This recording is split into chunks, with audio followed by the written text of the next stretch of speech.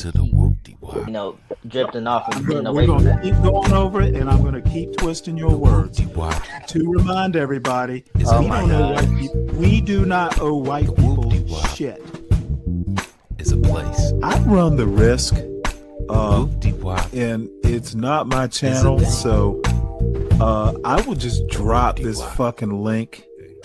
Just curious. You know the Yo, who's your yo, who's hand me your, the whoop-de-wop. Well, I know it's an Indiana Yo, thing. yo, you got Yeah, some but do money? you know what We a going Hoosier to the is? whoop-de-wop. I actually don't. okay. Yo, That's we something to do with throw, English. throw some cool And whoop-de-wops. from a Hoosier, you're going to get certain things that are going to happen.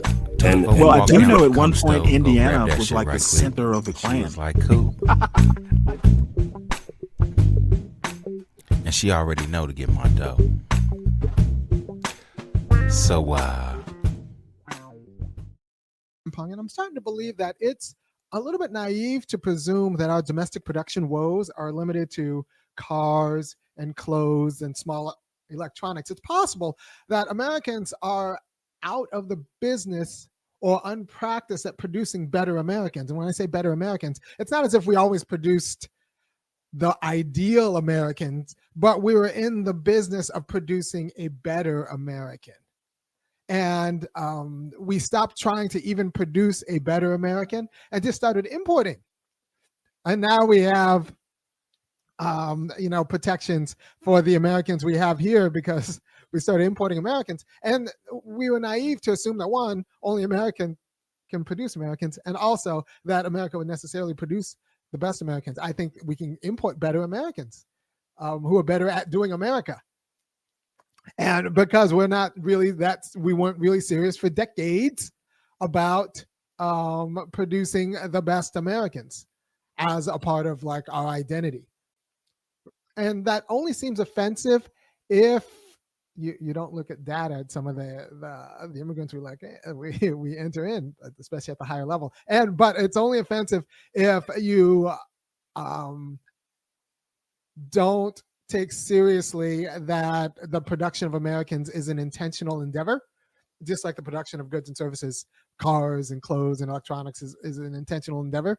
And if we let the market decide and without borders, then it's just not obvious that we would produce the best Americans. Other people might produce better Americans, and then we import them. And I think that might have been our model of doing business. We just didn't admit that to ourselves. Because there was a lot of interest in getting out of the American producing business and getting into the American consuming business, because we like to consume Americans. It's just not obvious that we like to produce Americans. And this kind of puts a different spin on international adoptions and international IVF like facilities, and also a different spin on like mail order brides. And not just that, mail order spouses. That's a production and consumption problem, because we don't want like the domestic supply is not great. Now I'm going to say a little bit something misogynist now. So if you just want to put your hands in your fingers in your ears, that's fine. I think one of the male loneliness epidemic problems is a lot of girls aren't particularly nice or pleasant. And they're not nice or pleasant because we don't produce nice and pleasant women in the way that we should, even if they do well in school and all that stuff. And they're not necessarily nice or pleasant to guys. And so it's possible that they were only nice and pleasant because there was an economic dependence. But now that economic dependence is gone, they just feel comfortable treating guys like trash. It's possible. But from what I witness of how we enculturate girls, that we're not it's not great. And I'm a fan. I have daughters and like it's something I have to fight. And it's just bizarre that it's something I have to fight against. I think it's bizarre that it's something that I have to fight against. Anyway, we're just not in the business of producing the best Americans. And so that might be even like a passport bro thing where Americans are going outside of Americans to find breeders of Americans, because the Americans' domestic production is not just great.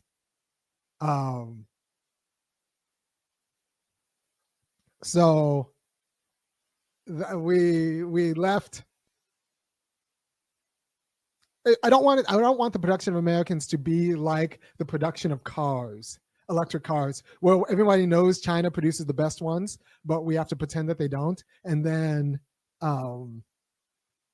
hold up an industry that's not even innovating the way it should. So we should be aggressive about how to produce the best Americans and make that a national project, the same way we're aggressive about how to produce the best cars, because then we might need the domestic production of cars to spin up into tanks. We might need the domestic production of Americans to spin up into like protectors of America. And we can't just assume that everyone who sets up shop in America from elsewhere has American interests in mind. We just let them do business here. And we don't want America to be just a place where people just do business. So we have to think about okay, scientific. We have to think about what it means to make an American. So we're waiting for what constitutes an American if made in another country. We don't want people from other countries to be better at analyzing and discussing American politics and some of the inconsistencies and tensions and problems of American politics than Americans are. We want the just and critical eye on American politics to come from America. Internally, because we're like we can actually look at our deficits and address them. So we want Americans to be able to be the best critiques of America, and the best practitioner of American style self-governance. But instead, Americans aren't the best criticizers of America. It's not obvious that they are, and they aren't the best practitioner of American style governance and social life. And that's not great. That's not great. Now we can, like, the cheap way to solve this is just close borders or whatever. But I'm cool with that. I'm fine with closing borders. But I actually just want to making better Americans a national project and taking that seriously.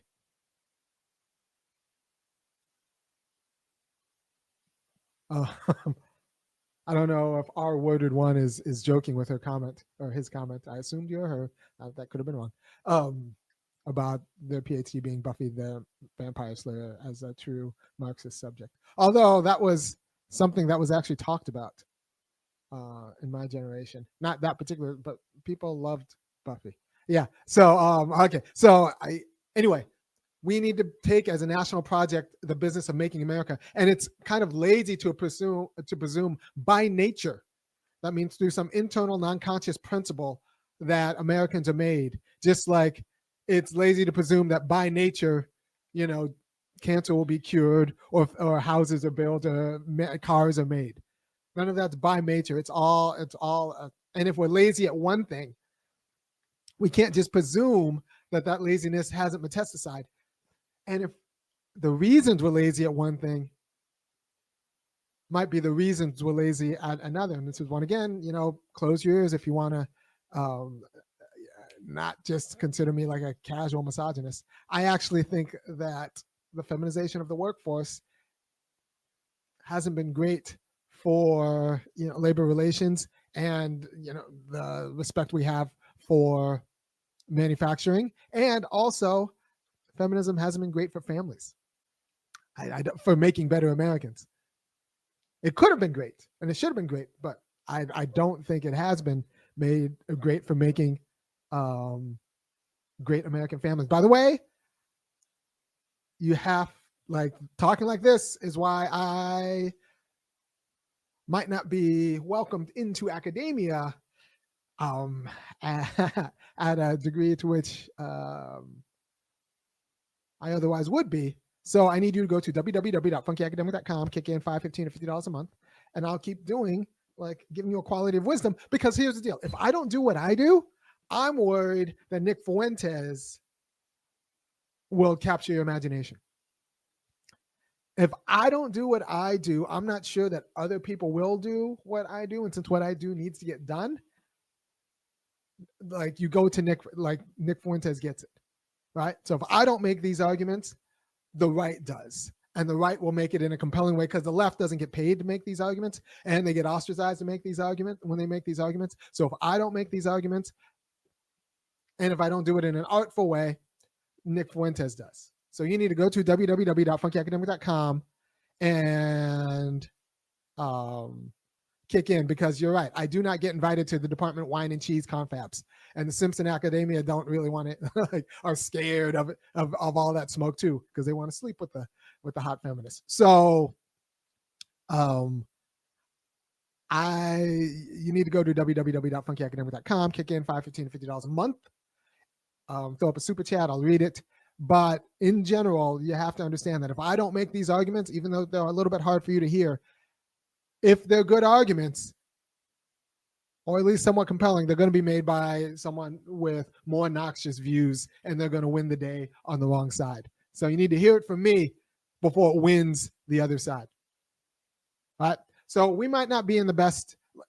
Our manufacturing malaise might not just be limited to hard and durable goods like cars and electronics and clothing. It might actually include Americans, and the impetus to import Americans might actually be of a piece with the impetus to kind of like not undermine, but avoid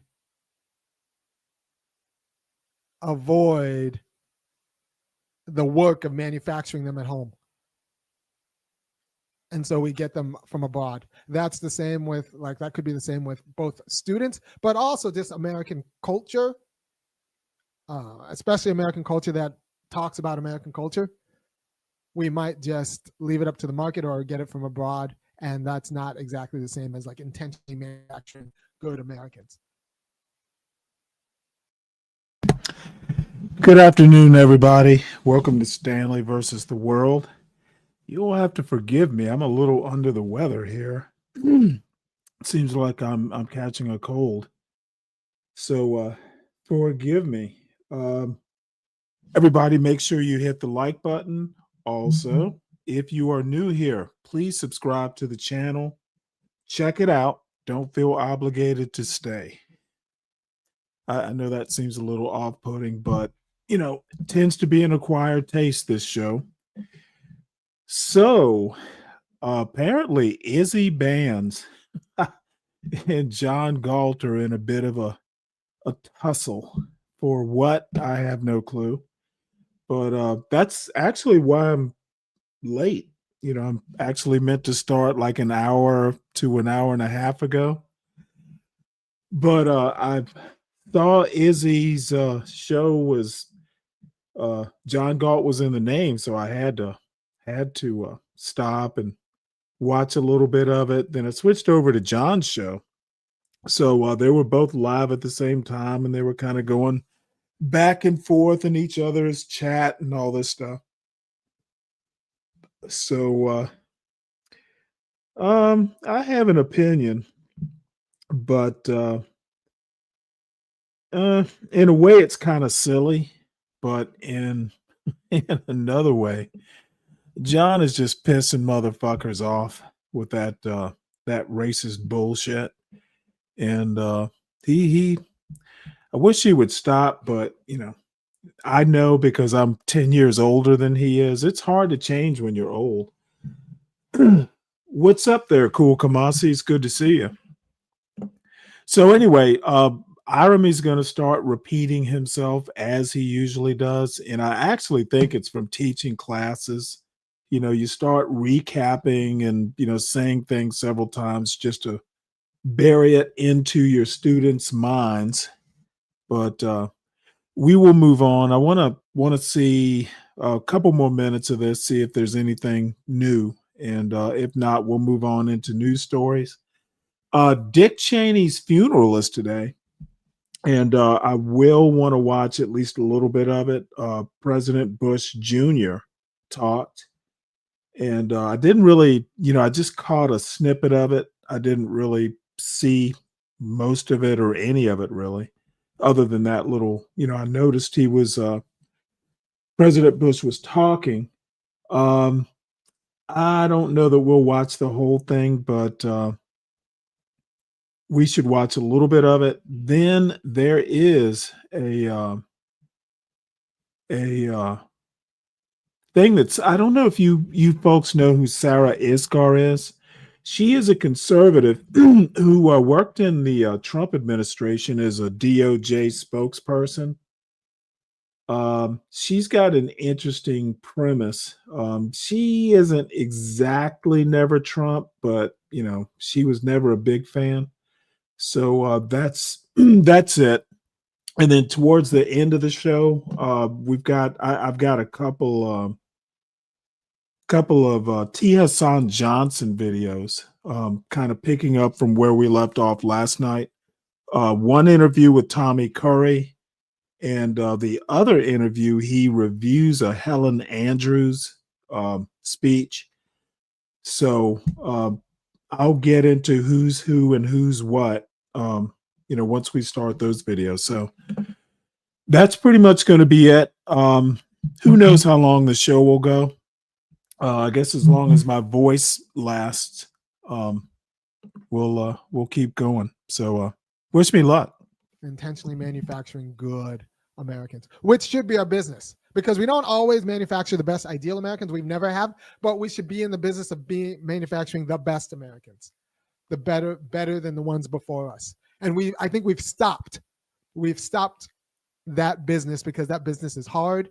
And so now we get our Americans, the best Americans, from other places who are still in the business of manufacturing the best Americans, because they know that there's a market for the best Americans. And so they sell their best Americans over to America. And then we don't have to actually make our Americans ourselves. And it's kind of like bananas in winter. We get them from Chile. We get the best Americans. We get the best Americans. Our worder gives us super chat. Thank you. Every dollar counts.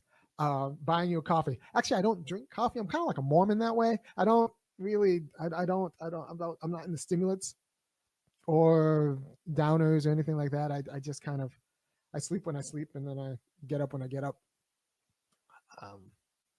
That's probably should be a little bit more intentional about when I sleep and take the melatonin or whatever. But I just. So I don't drink coffee and I don't drink alcohol. I don't smoke. I never have. And I actually encourage, I think it saved me because I think it saved me for a few reasons. I encourage you for your kids to just get that stuff out. Do it like a Seventh-day Adventist or a Mormon, where you just get that stuff out of the house, out of the culture. And so they don't get used to like taking things in order to feel a certain way.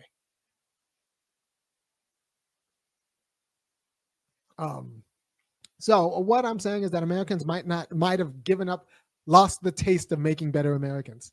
They've chosen not to make better Americans because making Americans is hard and it's easier to import them, just like everything else. But we lose something when we can't turn a Ford factory into a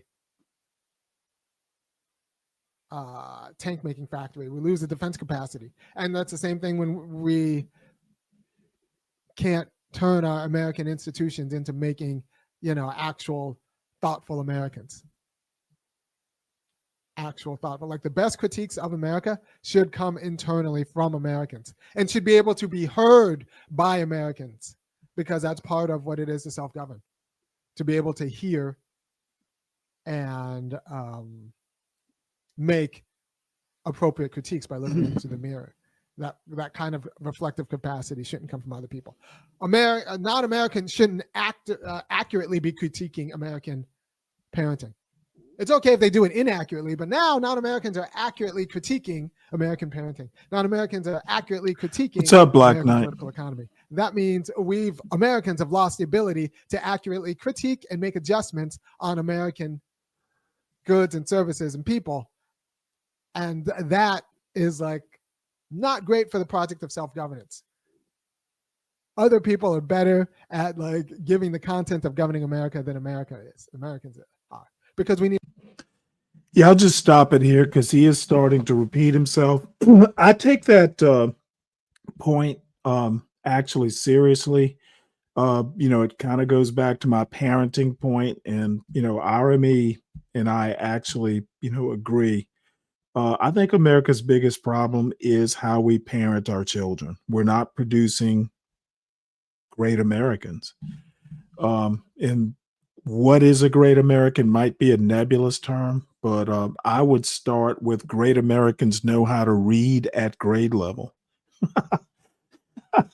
and do math at grade level, and then we can, we can tack on the accoutrement, um, after reading, writing, and arithmetic. So let us move on to the news.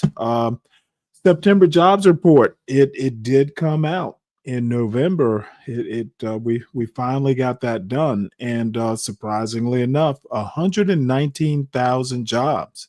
It was higher than expected, but the interesting thing is the number of jobs lost probably kind of cancels it out. The economy is starting to slow down, hence the last rate increase, prime rate increase. And they're probably going to have to do it again. I do not think come the new year, I could be wrong. I was wrong about the Senate passing the Epstein bill. So apparently I can be wrong about politics. But I think we are in a little bit of a weird situation here. Not really a recession, but it feels like a recession. And while we gained 119,000 jobs,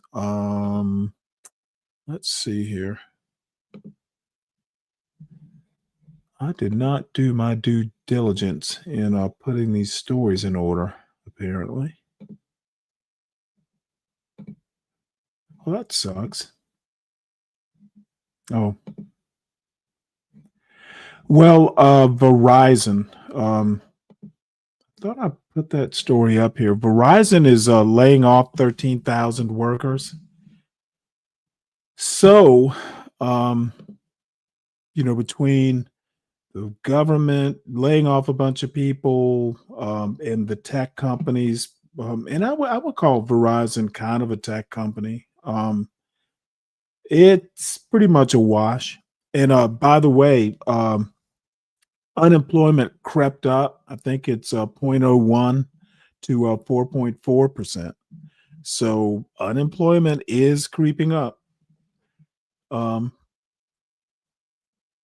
So we are essentially not creating as many jobs as people are being laid off. Anyway, so Trump says he signed the bill to release the Epstein files.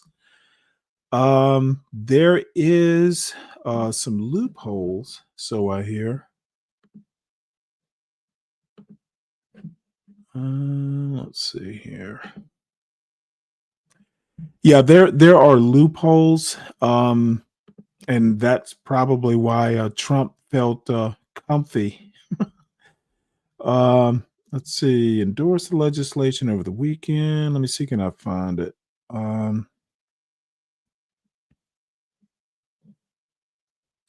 Let's see. The Epstein Files Transparency Act requires Attorney General Pam Bondi to make public all of the Justice Department and FBI's unclassified records. And there's the catch: unclassified records. And remember, the president can classify or unclassify, just with the stroke of a pen or a wave of his hand. So the unclassified. And yep, they've found that loophole. So we won't see all the Epstein files, just the unclassified.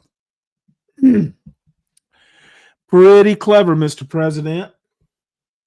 What's up, Tyrone? Where you been? Good to see you.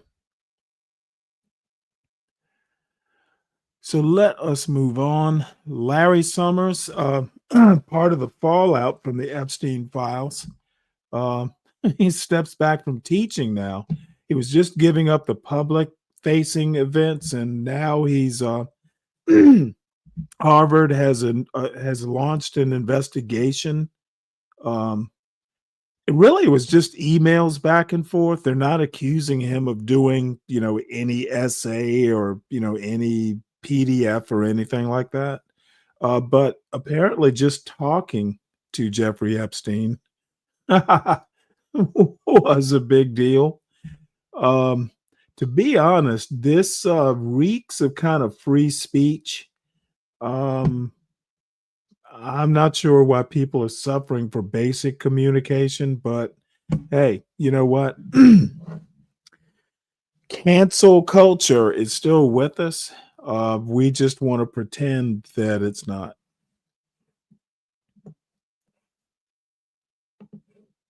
Let's see. Now, this was a bit of a surprise. Trump and Mamdani will meet at the White House tomorrow.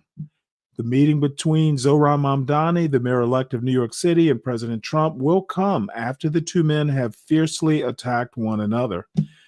Oh, politics are going to make strange bedfellows, I imagine. So let's listen to this one. Trump and Mamdani will meet at White House on Friday.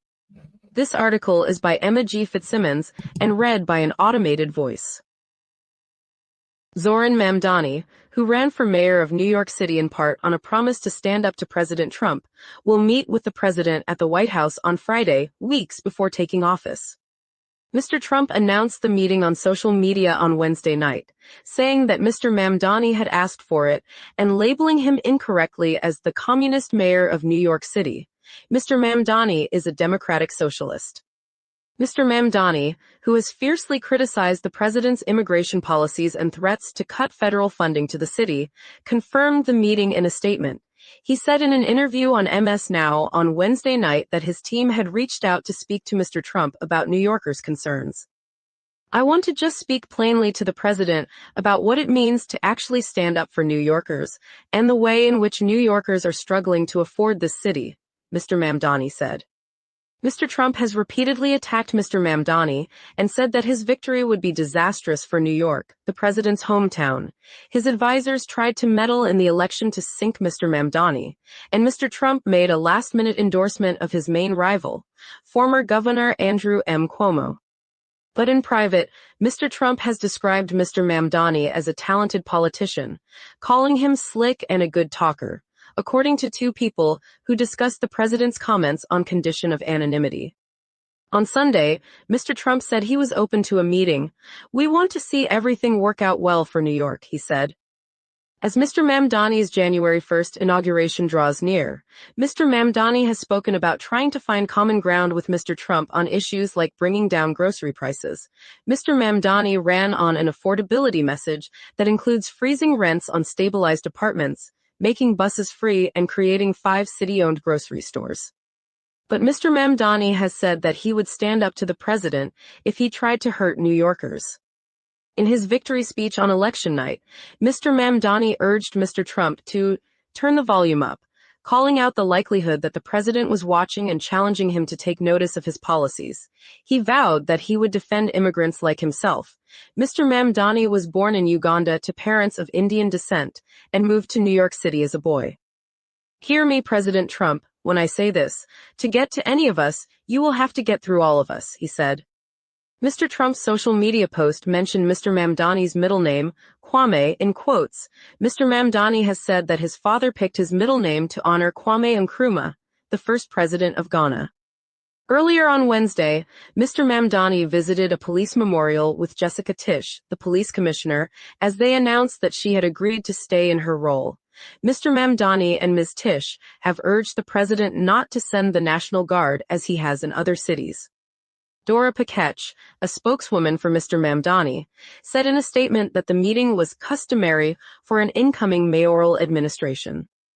The mayor-elect plans to meet with the president in Washington to discuss public safety, economic security, and the affordability agenda that over 1 million New Yorkers voted for just 2 weeks ago, she said. All right. Well, I will definitely, I'm sure, excuse me, sorry.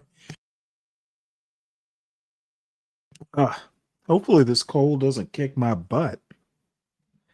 Um, I will definitely be looking out for that. I'm hoping that the meeting will wind up being broadcast on whitehouse.gov. So we'll see what they talk about and all that stuff. So these five cities help explain why homicide rates are down across the United States. Um, Apparently, the rate of homicides has plummeted nationwide in 2025, is trending towards its lowest level in decades. So the steady decline has reversed the surge of slaying seen during the peak of the COVID-19 pandemic. Homicides are down nearly 20% this year in the 52 major US cities that report such data monthly, according to a Washington Post analysis. Reporters visited five cities with some of the biggest declines since 2021. So I'm going to play a little bit of this, but not all of it, so we can get a sense of it. And eh, Trump will take credit for it, but I that's what that bozo does. You're listening to These Five Cities Help Explain Why Homicides Rates Are Down Across the U.S., a news story written by Race the Balt, Katie Metler, Tim Craig, Kim Belware, Ben Brash, John Harden, and Carson Turbush, and read by Rachel, an AI-generated voice.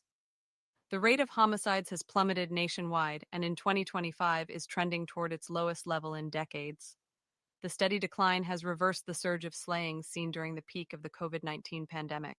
Homicides are down nearly 20% this year in the 52 major U.S. cities that report such data monthly, according to a Washington Post analysis.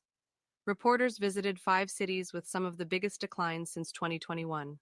The United States remains a violent nation, more so than many other high-income countries, but the rate of homicides has fallen dramatically for nearly 4 straight years. There were 5,965 fewer killings in 2024 than in 2021, figures from the FBI show. The drop-off spans both red and blue states and has unfolded even as police departments have struggled to fill vacancies and Americans have purchased guns at a staggering pace, a practice often linked to higher rates of violence. It began during the administration of President Joe Biden and has persisted under President Donald Trump, who has continued to portray cities as lawless while deploying the National Guard and federal law enforcement agents to combat crime.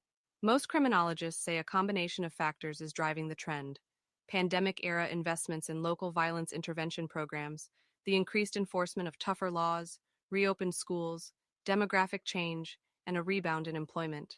There is no one reason or no silver bullet for what makes crime go up and crime go down, said Insha Rahman of the Vera Institute of Justice, a liberal research organization. Anyone who tells you otherwise is lying.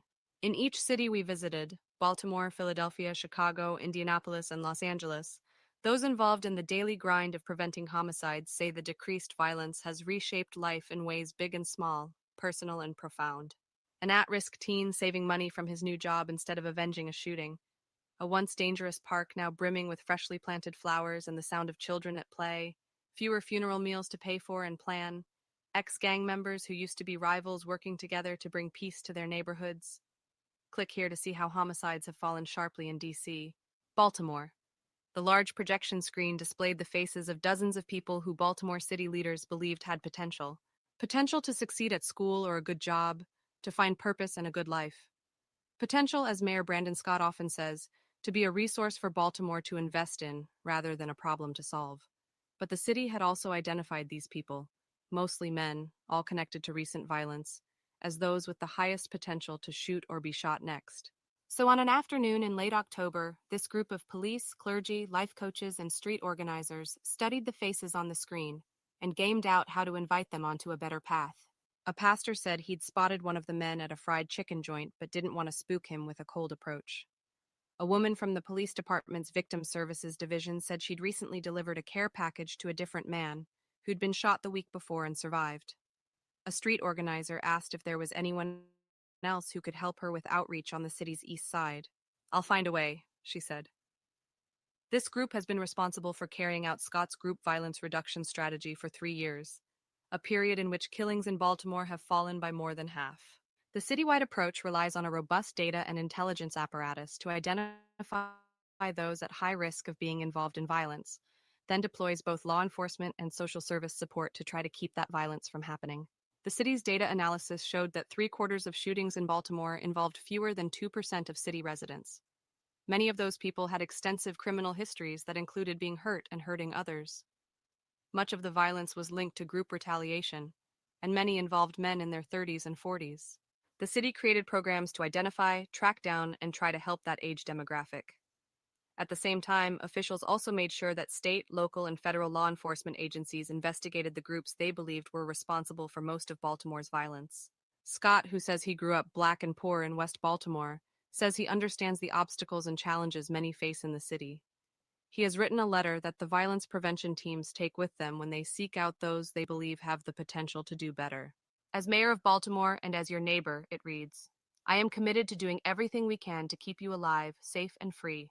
He tells them he wants to help, but only if they turn away from violence. If they don't, he says, they should expect consequences, including criminal charges. The day after their meeting in late October, the GVRS team members climbed into their cars with a fresh list of 9 names, most of them men in their 30s. Their first 3 visits were dead ends. Then, just before noon, the team climbed the porch steps.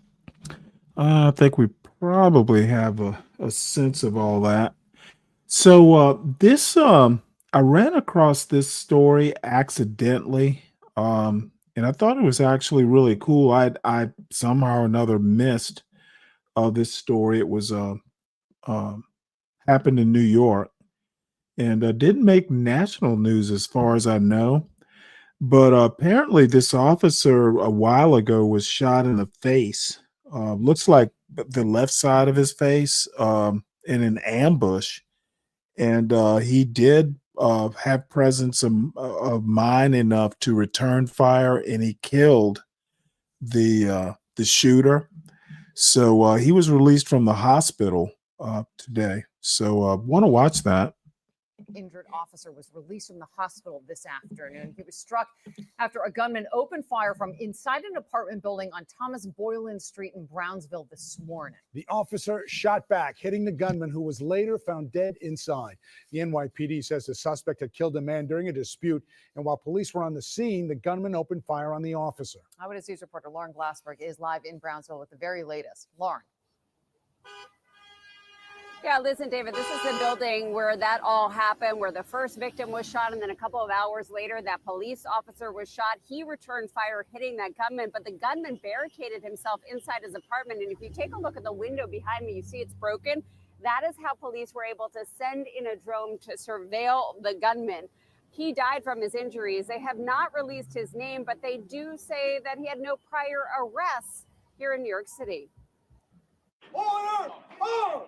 A smiling officer, Sharheel Warris, was wheeled out of Brookdale Hospital to the applause of fellow members of the NYPD. The 25-year-old Warris, just 4 years on the job, was injured by shotgun spray while securing the scene of a homicide that had happened just before 6 in the morning at 1046 Thomas Boylan Street in Brownsville. A male opens the door of one of the first floor apartments and fires at the officer in the hallway from close range with a shotgun, striking the officer on the left side of his face. Our cop returns fire, and the perp barricades himself back inside of the apartment. The emergency services unit then broke a window in that apartment to get a drone inside. Camera footage showed a male lying motionless on the kitchen floor with a shotgun on the floor near him. The perp was pronounced DOA on scene. Police say the gunman may have had a beef with his neighbor down the hall. They say he shot 41-year-old Leroy Wallace this morning. Wallace managed to stumble outside but didn't survive his injuries. Hakeem Muhammad woke to the violence. I just heard a boom. I said, oh, snap, somebody shoot.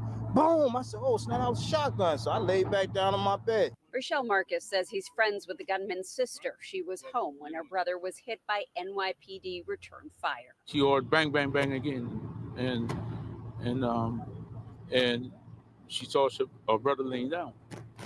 And she went to console him. All of this remains under investigation. Today is another reminder of what's at stake when your NYPD officers come to work. They never know what will be on the other side of that door. Now, 2 other officers were also injured on their way to this scene. They were injured in a crash. They were treated for not life-threatening injuries. We are live in Brownsville. Lauren Glassberg, Channel 7 Eyewitness News. All right. Well, he got released, and he had quite the send off from the hospital. You know, it was kind of like a bunch of cops there clapping, and you know, they put him and his family in a van to take him home, I guess. So it was pretty cool. Good for him. So back to the bad news. Holiday hiring slows, frustrating job seekers. You're a mean one, Mr. Trump. The Trump who stole Christmas. Yeah. Retailers are adding fewer of the seasonal roles that many Americans rely on to make ends meet, and we are going to play this. Holiday hiring slows, frustrating job seekers. This article is by Kaylin Roan and read by an automated voice. Taylor Gussman has been searching for a full-time job since graduating from St. Mary's College of California 2 years ago.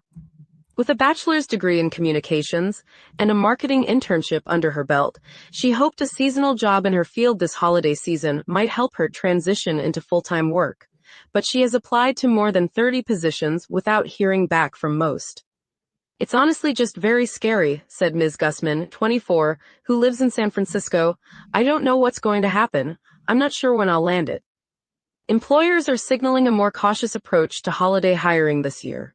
Retailers that normally add staff for the Thanksgiving to Christmas rush, such as Macy's and UPS, haven't released their typical hiring targets. Others, like Kroger, have said they expected to bring on fewer temporary workers than last year. Economic headwinds have made the companies more guarded. The longest ever government shutdown, tariff costs, and artificial intelligence tools that have been reshaping certain roles have made it harder for many Americans to find work. Searches for holiday jobs are up 27% from last year, while seasonal postings are up 2.7%, according to a report from Indeed. This is going to be a more competitive seasonal hiring season, said Corey Stahel, an economist at Indeed. The National Retail Federation expects retailers to hire between 265,000 and 365,000 seasonal workers this year, down from 442,000 in 2024. Challenger, Gray, and AMP Christmas, a research firm, reported that holiday staffing could slip to its lowest level in more than a decade. The cautious pace of announcements so far suggests that companies are not betting on a big seasonal surge, said Andy Challenger, the senior vice president of Challenger, Gray, and AMP Christmas. This year may be more about doing more with less. In part, the tougher holiday hiring market reflects a shift that began after the pandemic, when retailers struggling to fill roles hired earlier and more steadily throughout the year. Many try to give more hours to current employees before opening positions to seasonal applicants, reducing the number of short-term jobs available heading into November and December. Take Target. Last year, the retailer said it would hire 100,000 seasonal workers. This year, it said it was offering additional hours to current employees and didn't mention how many seasonal workers it planned to hire. Target also said it would tap its on-demand team, a group of about 43,000 store employees who pick up shifts based on their schedules. As it reported earnings on Wednesday, the company said it anticipated a weak holiday season as strapped consumers pull back on spending for apparel and home goods. Nearly 9 million Americans work more than one job, according to the Bureau of Labor Statistics. People turn to holiday positions for flexible hours and extra income when they need it most. Holiday sales from November 1st to December 24th are expected to grow 3.6% from last year, according to MasterCard's Spending Pulse forecast. Alexandra Mariscal-Lazo, a 20-year-old student at California Lutheran University, began looking for a second job to help cover her rent and monthly expenses in June. Her part-time job as a server at a restaurant chain wasn't providing enough shifts, she said, and she noticed several openings for seasonal jobs in the same sector that offered slightly higher pay than her salary of around $17 an hour. Because she was already employed, she expected to find something fairly quick, but she is still searching. I need the second job, Ms. Mariscal-Lazo said. I will be lying if I say that I don't go on Indeed every day to look at what has opened. Ms. Gusman, the college graduate in San Francisco, picked up a part-time job as a sales associate earlier this year to help cover her bills and higher expenses. But she landed the role only because of a friend's referral, she said. Now, as the year comes to a close, she worries she may not land her first full-time job in the current market. It's honestly very disheartening, Ms. Gusman said. I just don't see the light at the end of the tunnel. Yeah, that's kind of disappointing, but yeah, Trump won't live forever. So let's see, more more fallout from the Trump administration. She was deported in error. Her child was left behind. God damn it.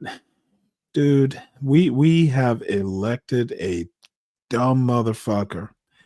This administration is just full of oversights, errors, and just fuck ups. She was deported in error. Her child was left behind. This article is by Miriam Jordan and read by an automated voice. On a recent evening in Fulton, New York, an industrial town that straddles the Oswego River, Maribel Lopez's 3 children huddled around a cell phone glowing on the kitchen table. She smiled at them from thousands of miles away, wiping away tears. Cheeto, Cheeto, you cutie, Ms. Lopez called softly to her youngest, Jorge, too, who was propped on the lap of his brother, Milton, 23.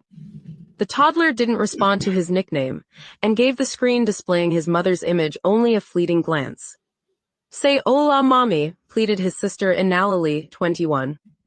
Ms. Lopez has been separated from her children since early September, when federal agents raided the nutrition bar factory where she worked in central New York.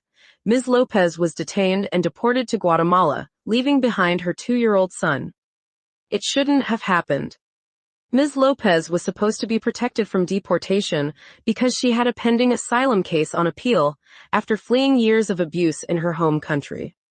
With immigration agents under intense pressure to deport thousands of people each day, Ms. Lopez was pushed through the system swiftly and was deported within 4 days of the factory raid. As a result, Jorge is now cared for by 2 siblings who are barely adults themselves.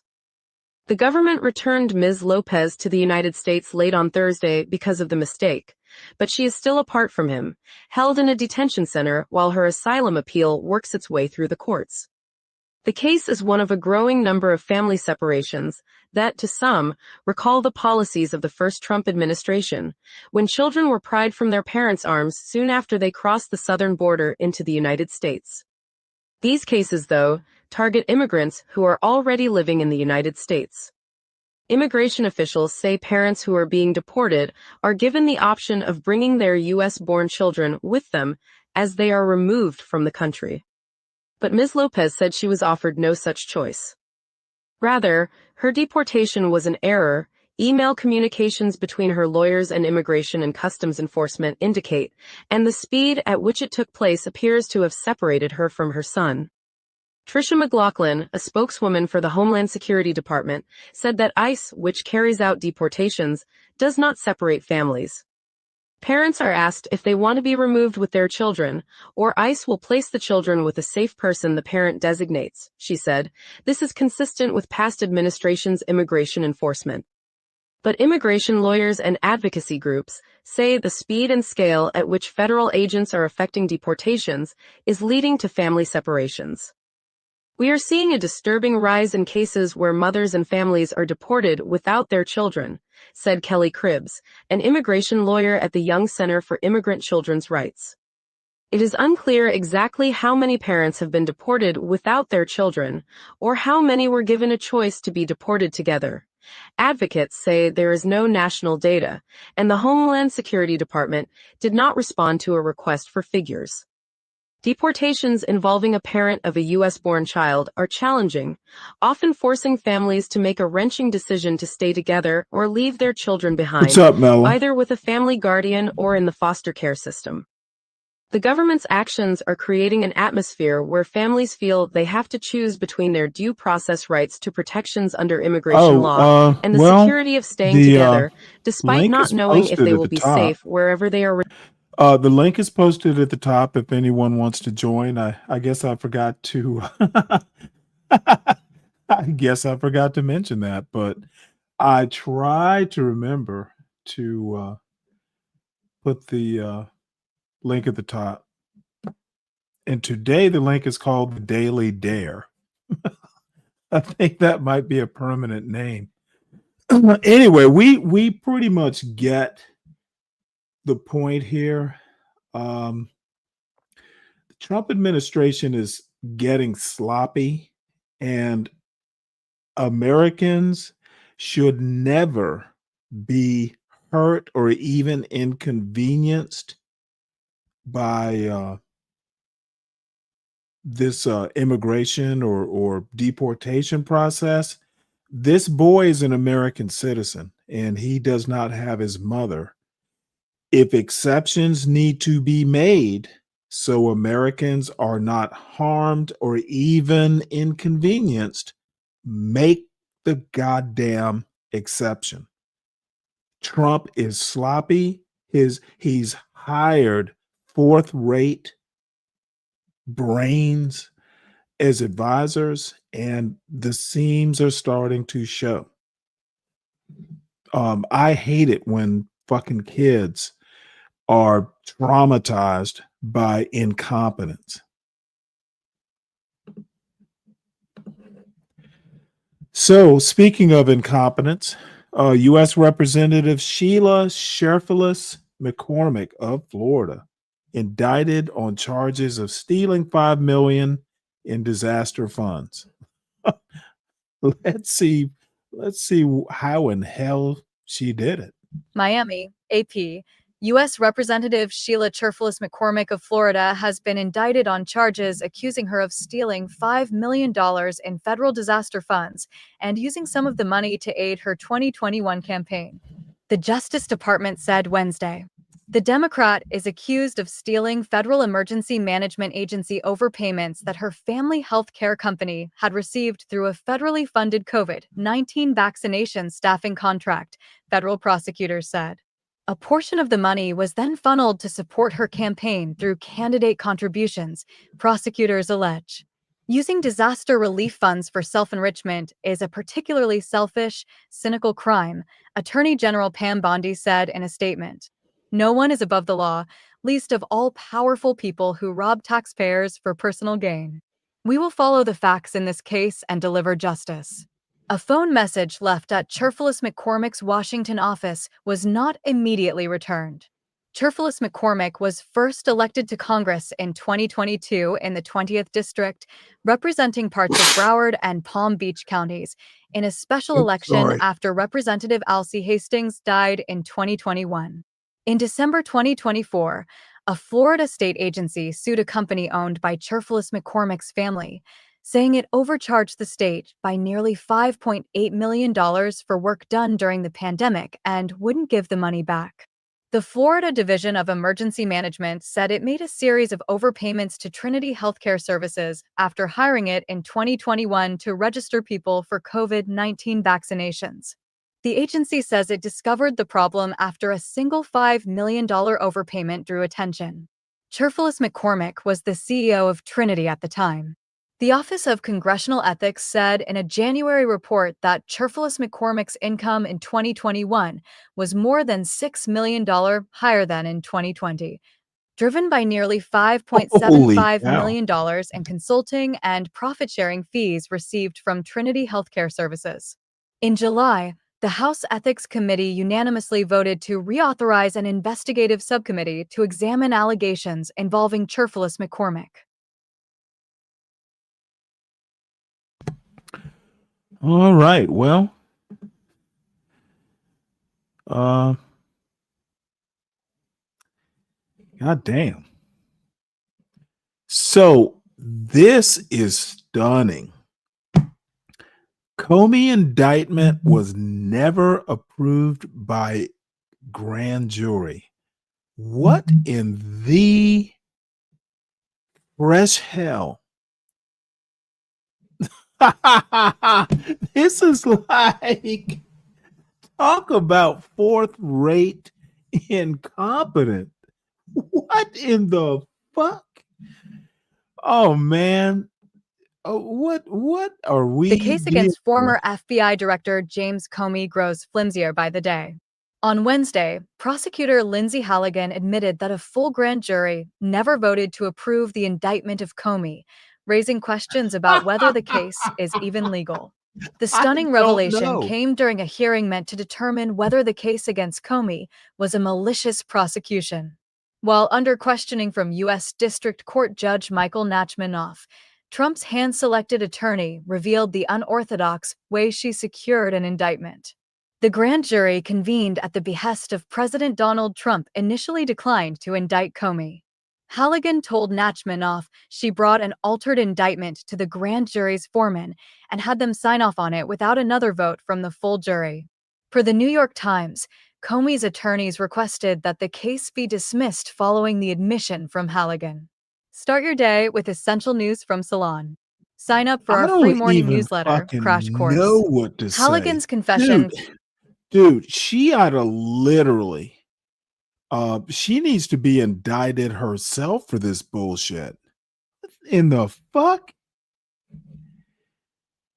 Man, y'all elected a fucking dude, this motherfucker is out of control. And you know what? He's driving these fourth-rate beauty queen lawyers to take the kind of shortcuts. Dude, she could wind up in hot water or being disbarred or something, and Trump will still be president. Damn, dude. Don't these people know how to cover their own asses? Or is Trump like motherfucking, like, he's picking people who don't know how to CYA? That's a problem. So, federal judge to resume contempt inquiry into Trump officials for deportations to El Salvador. This is the infamous Judge Boasberg. In my opinion, too little, too late. Those people have already been deported, and some of them are already back in Venezuela. This will probably go away. So, he did his best. Federal terrorism charge filed against a man who allegedly set a woman on fire on Chicago train. Yeah, I read about this yesterday. I'm like, oh my God. U.S. Attorney's Office announced Wednesday that Lawrence Reed, 50, was federally charged for allegedly setting a woman on fire on a CTA Blue Line train in downtown Chicago, and the ATF took him into custody around noon. On Monday around 9 p.m., Andrew Boutros said the 26-year-old victim was reading her phone on an O'Hare-bound Blue Line train, and prosecutors disputed Chicago police claims of a verbal altercation. Surveillance footage from the train car number 3236 shows Reed pouring liquid on the victim, igniting it, and later setting her on fire as she rolled to extinguish herself and exited at Clark Blue Lake Line platform. The victim was hospitalized in critical condition after being taken to Stroger Hospital of Cook County, while federal prosecutors seek to detain Reed as a danger and flight risk, and Mayor Brandon Johnson vowed to boost CTA safety during using state funding Wednesday. God damn. The fuck? Oh boy. Hey, Mella. Hi, What on Stanley. earth? What on earth is going on in Chicago? Well, I'm wondering why you're laughing at it. Did You know you what? notice your giggle? Don't come in hot, ma'am. I'm laughing because I can't fucking believe it. It's like, what the fuck are they doing or All right. not I'm, doing? I'm glad you explained why it's Yeah, your. I'm laughing in You're incredulity. laughing because it's unbelievable. Okay, I get it. What did you think I was laughing for? The imagining.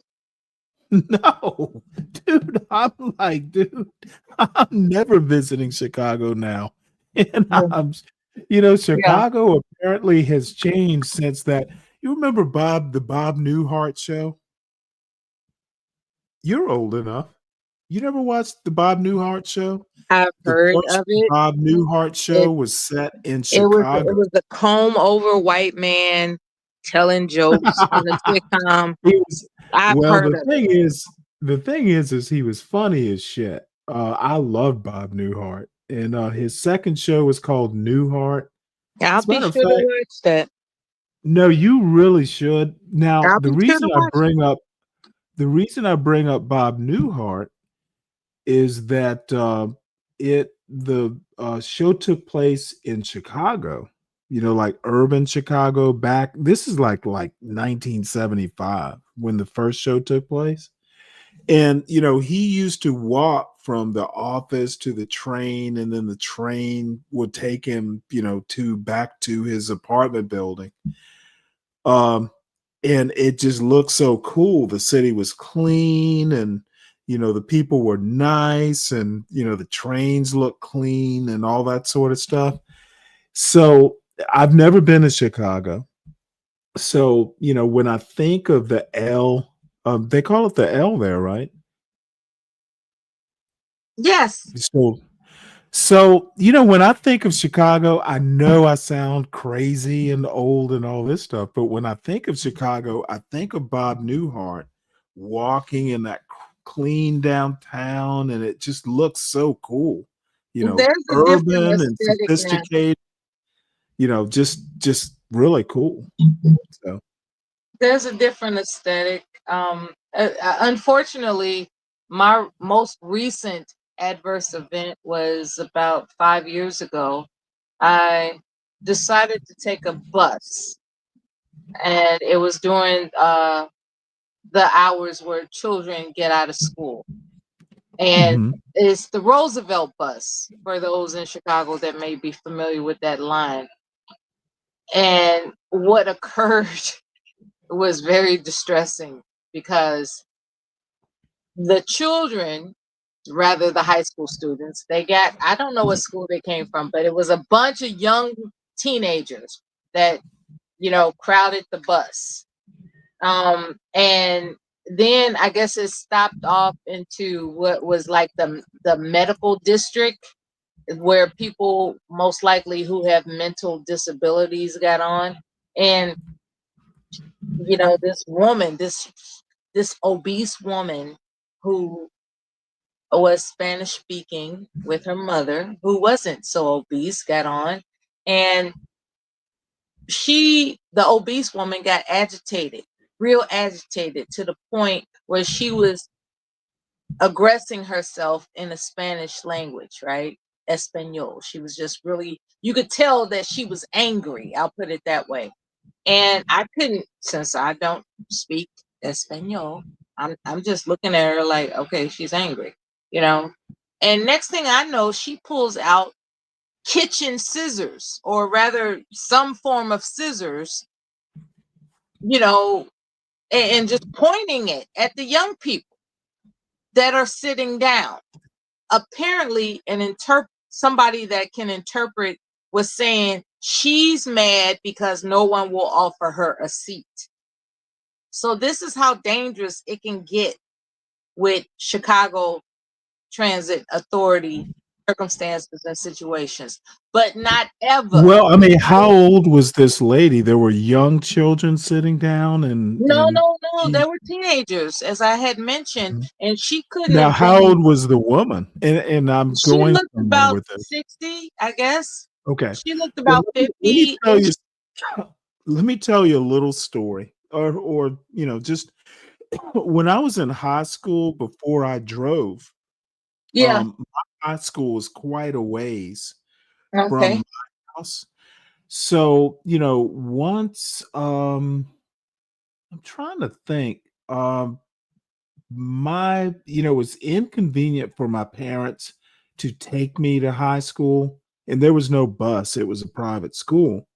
So coming back from school, and I need to catch up with this dude, because I mean, I've known him forever. Our parents, knew each other forever.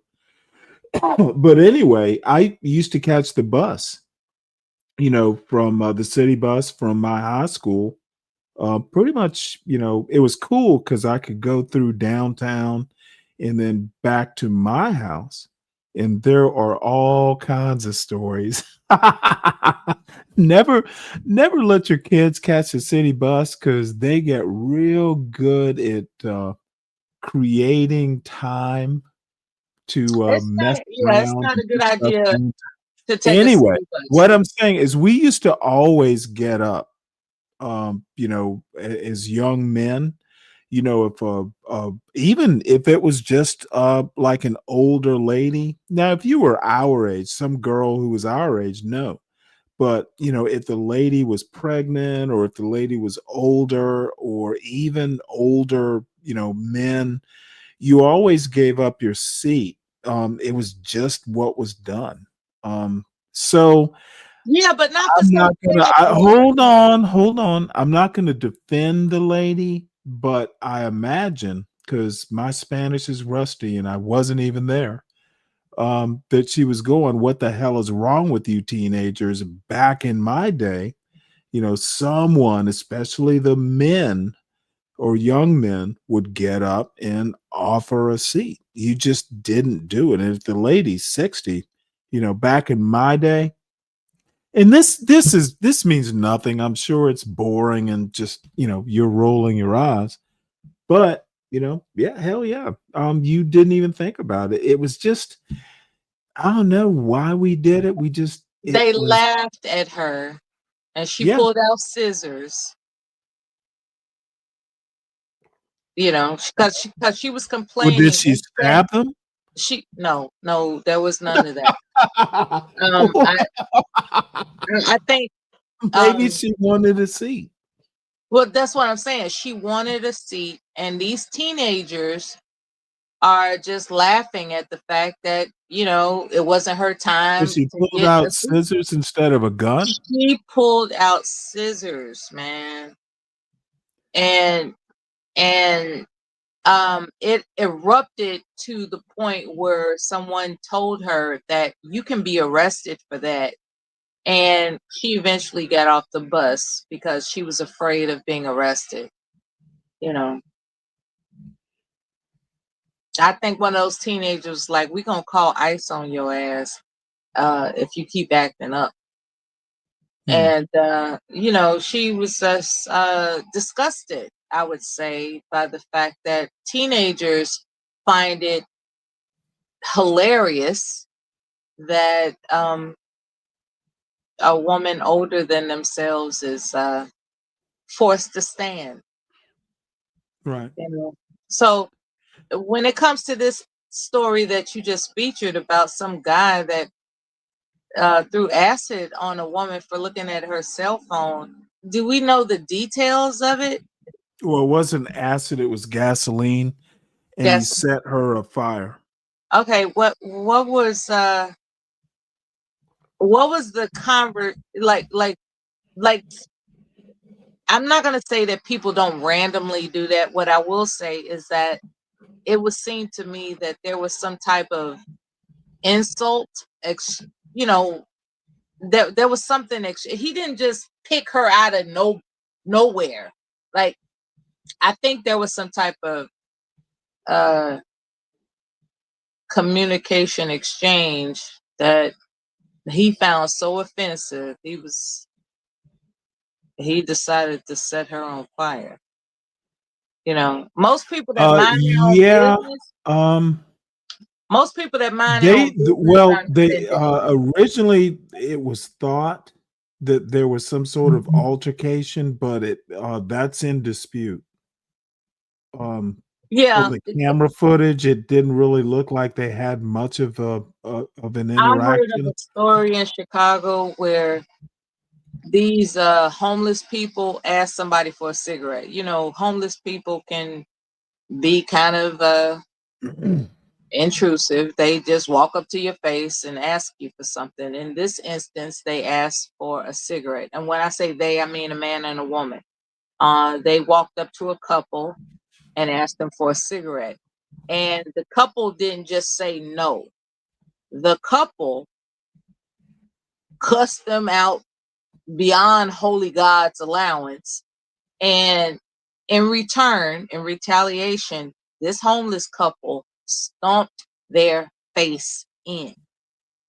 And this is what I'm saying. There a lot of times, you know, people are reactionary in these instances that are over the top and violent and outrageous. It's not where you just ignore somebody, you know, like walk past them. That's oftentimes is where the solicitor thinks that they've been offended beyond what they are willing to accept, and then they retaliate, and a lot of times they retaliate in a violent way. So I was just I brought all this up to ask if there's any specifics as to what the communication exchange was. I'm not defending one individual over another. I suspect that there was a communication exchange that prompted this violent, which is not approvable. Okay, don't get me wrong. That's definitely unacceptable and intolerable. It's just that I think there was some provocation as to why this individual did that. There's always a provocation, in my humble opinion. There's a provocation.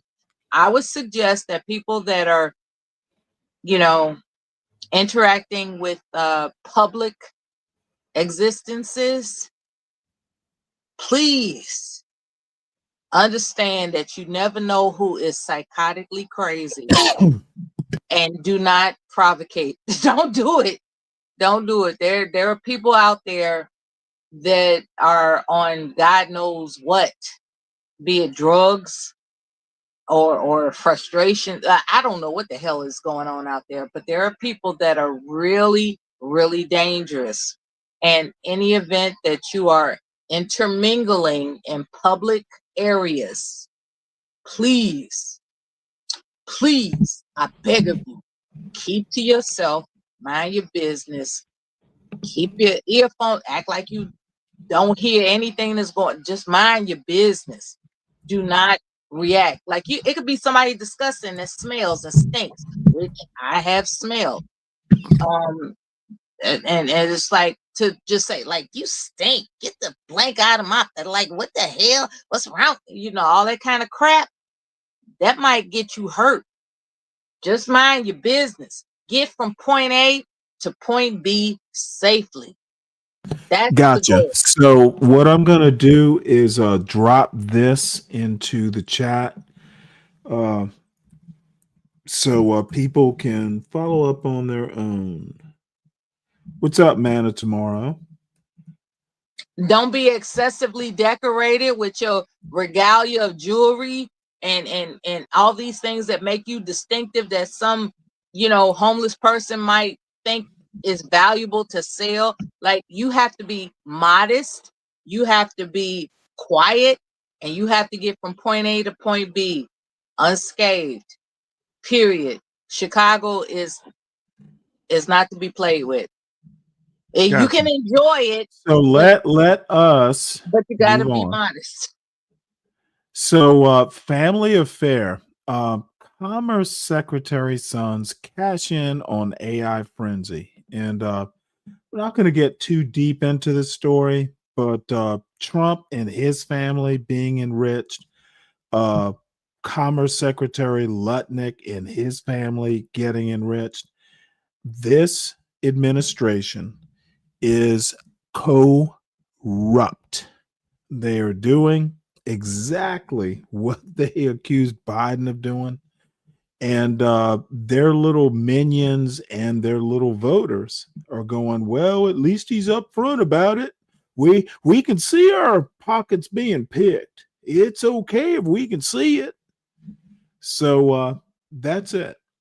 Data centers that basically Howard Lutnick is helping push data center projects. His family companies are profiting from them. I don't even feel like going much more into it. This administration is corrupt, and that is that. So, Dick Cheney's funeral. I do want to see a bit of it. At a minimum, we'll see President Bush Jr.'s speech. So here we go.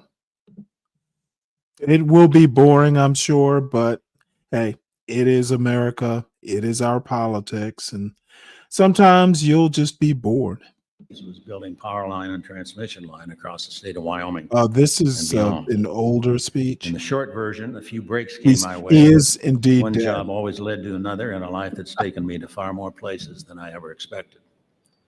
It took me into this Capitol for the first time in 1968 with the hopes of working for a guy named Don Rumsfeld as his congressional fellow. During that first interview, he made it clear to me that I was not what he was looking for and threw me out. A few months later, he saw the error of his ways and recruited me to be his assistant during that first term of the Nixon administration. When Jerry Ford became president, he accepted me on Don's recommendation and later made me White House Chief of Staff. Don Rumsfeld and Jerry Ford fundamentally changed my life. A decade later, I returned to the Capitol as Wyoming's sole member in the House of Representatives. I fully intended to spend my career in the Congress, but will always be grateful to President George H.W. Bush for asking me to join his administration as Secretary of Defense. I don't recall exactly when I was first introduced to President Bush's eldest son, but I must have made a half-decent impression.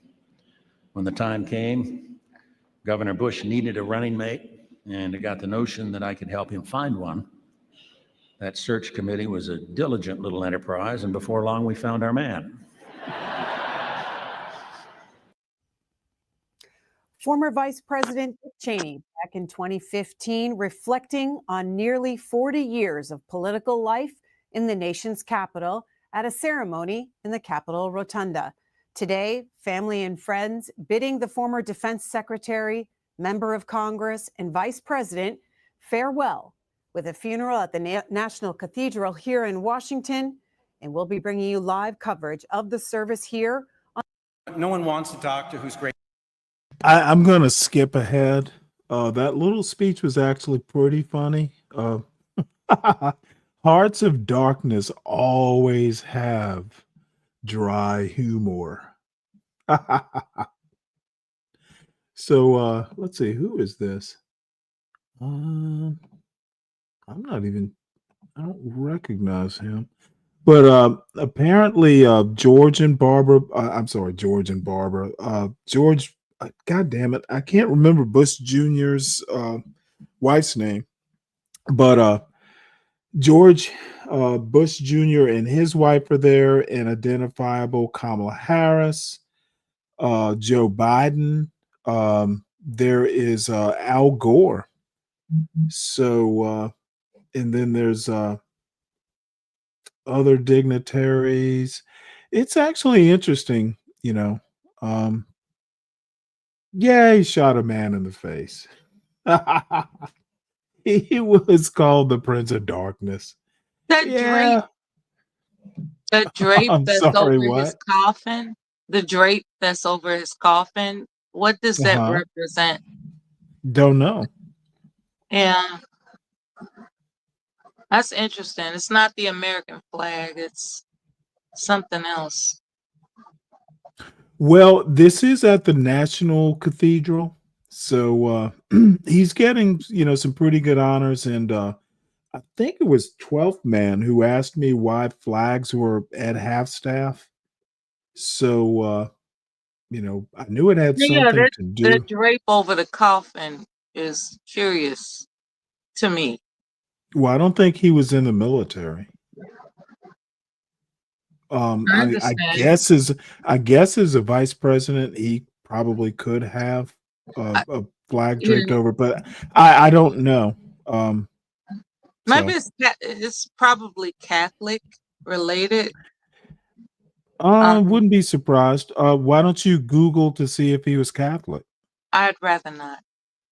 Oh, okay. Well, Yeah, let us I'm just glad pray. he's resting in peace. Worked for I the was just Agriculture Department. He respected people who chose to serve their country. Oh, Many assistant Americans defense. got their first look at Dick Cheney during the Gulf War, Operations Desert Shield and Desert Storm. My office at the Pentagon was the place where letters made their first stop, and one in particular stands out in my memory. A woman in Indiana wrote to say this: "During these difficult times for our country, it is reassuring to turn on the television and see someone in charge of our military who is plain speaking, resolute, and strong."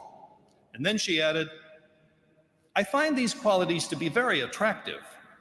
I'm not sure whether you're married, but if you're ever in Indianapolis, you can look me up." I showed this letter to Secretary Cheney, and he took it home to brag about it. Shortly after Dick Cheney became Secretary of Defense, one of our senior policy officials had a request for me as the Pentagon spokesman. A New York Times reporter wanted to know more about a new effort by the George H.W. Bush administration to reach a nuclear weapons agreement with the Soviet Union. The official sought permission to give the Times some background. I relayed the request to Secretary Cheney, who gave his okay, but he said, "Make absolutely sure our guy talks it over with the White House first to get a clear idea of what he can say." The following Sunday morning, the paper revealed that the president would soon propose a new negotiating tactic. The problem was that the Hey, president what's up, planned to Mackenzie? How reveal you that doing? strategy in a speech on Monday, and he was none too pleased to see it spelled out beforehand. I received a call at home on Sunday informing me that this official and I were to report to Secretary Cheney's office first thing Monday morning. We walked in and sat down, braced for the worst. The secretary said, "I've got some good news and some bad news. Which do you want first?" So I asked for the bad news. He looked at us sternly and he said, "The bad news is that the President of the United States is very angry with you both." And then I asked for the good news and he said, "I only have to fire one of you." I could tell he was joking. I'm not sure the senior official realized it. And then Secretary Cheney said, "It's okay, guys. I told the president it was my idea." He could have told President Bush that it was our fault, but he took the blame and saved us from ourselves. When the boss that you serve cleans up after your mistakes, you can bet that inspires loyalty. And Dick Cheney demonstrated that kind of decency and concern for all the people who served him during his more than 40 years in public life. In 1991, a magazine planned to run a story outing me. I knew it was coming, so I went up to his office and offered to resign. He wouldn't hear of it. And for several days after that article appeared, he would call me on the direct line to my desk at the Pentagon to ask how I was doing and to tell me to get on with the job. Washington attracts ambitious people driven by a desire to serve their country. But many of those who become big names acquire staffers and then cast them aside as they rise in stature. Not Dick Cheney. Throughout his life, on his steady rise through the corridors of power, his circle of friends kept growing.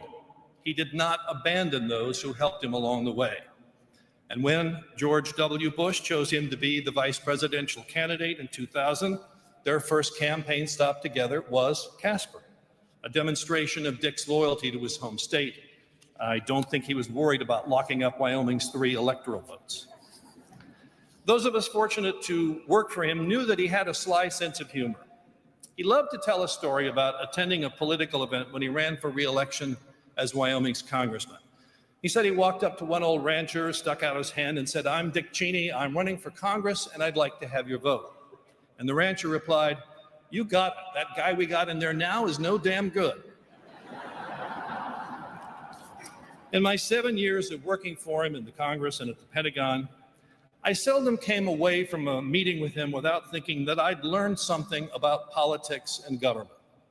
Lynn captured that experience perfectly when she introduced him at the 2000 Republican Convention. Here's what she said. "Conversations with Dick have a way of taking unexpected turns. Problems get redefined, and you find yourself thinking about things in new ways." And she added, "I cannot imagine the discussion that would not benefit from his presence." Dick Cheney was a good and decent man. He loved his family and his home state. His highest aspiration was serving the country. And I'm so lucky and so deeply grateful that I was along for part of that ride.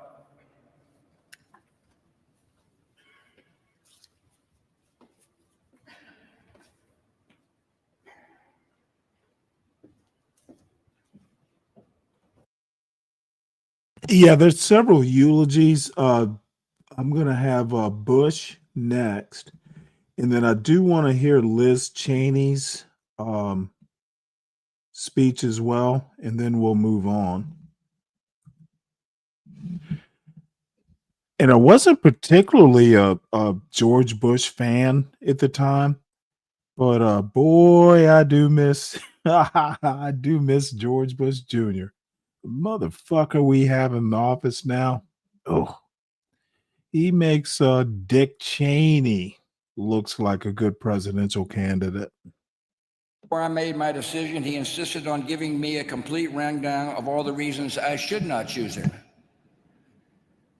He also heard one of my top advisors was against the choice, so Dick invited him to make the case. As he did so, he sat there unfazed and expressionless. In the end, I trusted my judgment. I remember my dad's words when I told him what I was planning. He said, "Son, you couldn't pick a better man." The way this all unfolded followed a pattern in Dick Cheney's life. Summing up his career a few years ago, he said, "A few breaks came my way, and one job always led to another, in a life that's taken me far to more places than I ever expected." That was Dick's typically understated version of events, but there's a little more to the story. His abilities were self-evident without need of calculation or self-promotion. His talent and restraint exceeded his ego.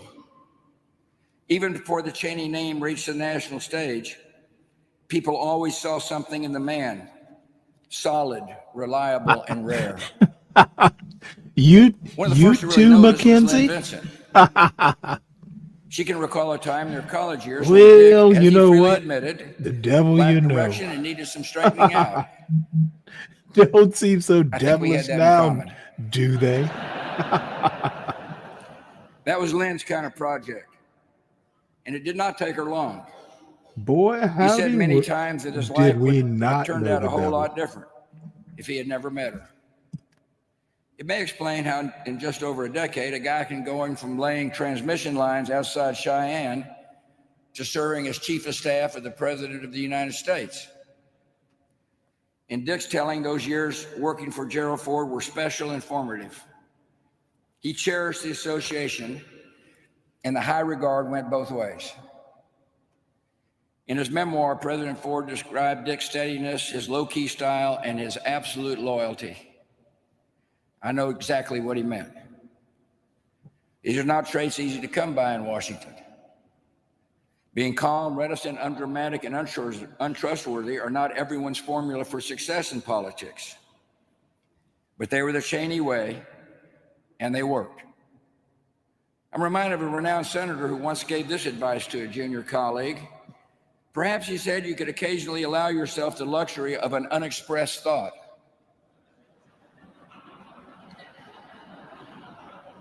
Dick Cheney was like that, sparing and measured with words.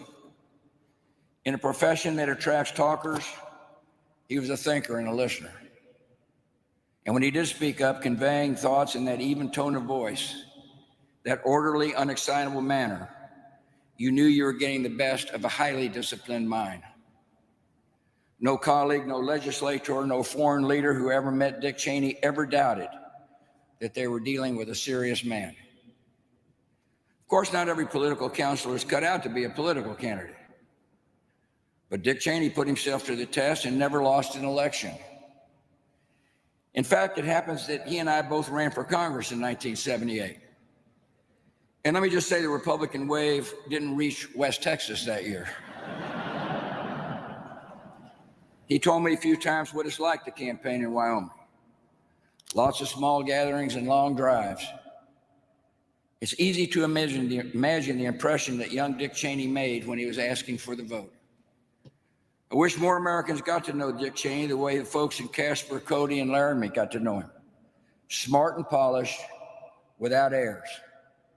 Courteous and approachable, seeing everyone as an equal, a gentleman by nature, and a true man of the West. Dick was funny and easygoing in a style that his public image never caught up with. Though we can all agree he wasn't your standard issue politician. If any voters came hoping for a kind word and a hug, they'd have to settle for the kind word. But you can't question the appeal of the only person from America's Mountain West ever elected to national office. On that score, history should record that I chose my vice president not once, but twice. In 2004, he offered to step aside in case I wanted to replace him. I thought about it for a while, but after 4 years of seeing how he treated people, how he carried responsibility, how he handled pressure and took the hits, I arrived back at the conclusion that they do not come any better than Dick Cheney. Colleagues from every chapter of his career will tell you that he lifted the standards of those around him just by being who he was, so focused and so capable. In our years in office together, on the quiet days and on the hardest ones, he was everything a president should expect in his second in command. In moments of testing, Dick Cheney was the model of concentration, alertness, and composure. His memoir was titled My Time. His time produced an old breed of public servant, defined by their substance and character. This was a vice president totally devoted to protecting the United States and its interests. There was never any agenda or angle beyond that. You did not know Dick Cheney unless you understood his greatest concerns and ambitions were for his country. Across 40 years, his service was consistent, faithful, and noble. All in all, not a bad showing for a career and a life, especially when you consider his sheer physical endurance. As Dr. Rayner pointed out, he became an authority on cardiovascular disease and a marvel at what resourceful doctors and one very determined patient can accomplish. Dick had faced down fears and hardships, but he really didn't speak about them. The reward was more of a life than he ever expected, including 7 grandchildren to complete the picture. One of them, Richard, even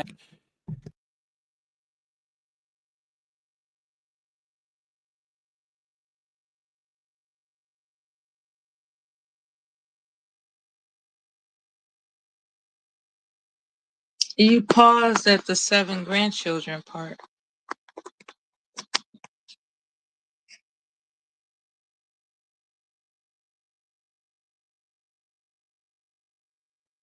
Hello? Are you there? Oh, I'm sorry. Oh. Yeah, You know you what? paused at the 7 grandchildren part. Well, I'll back it up a little bit.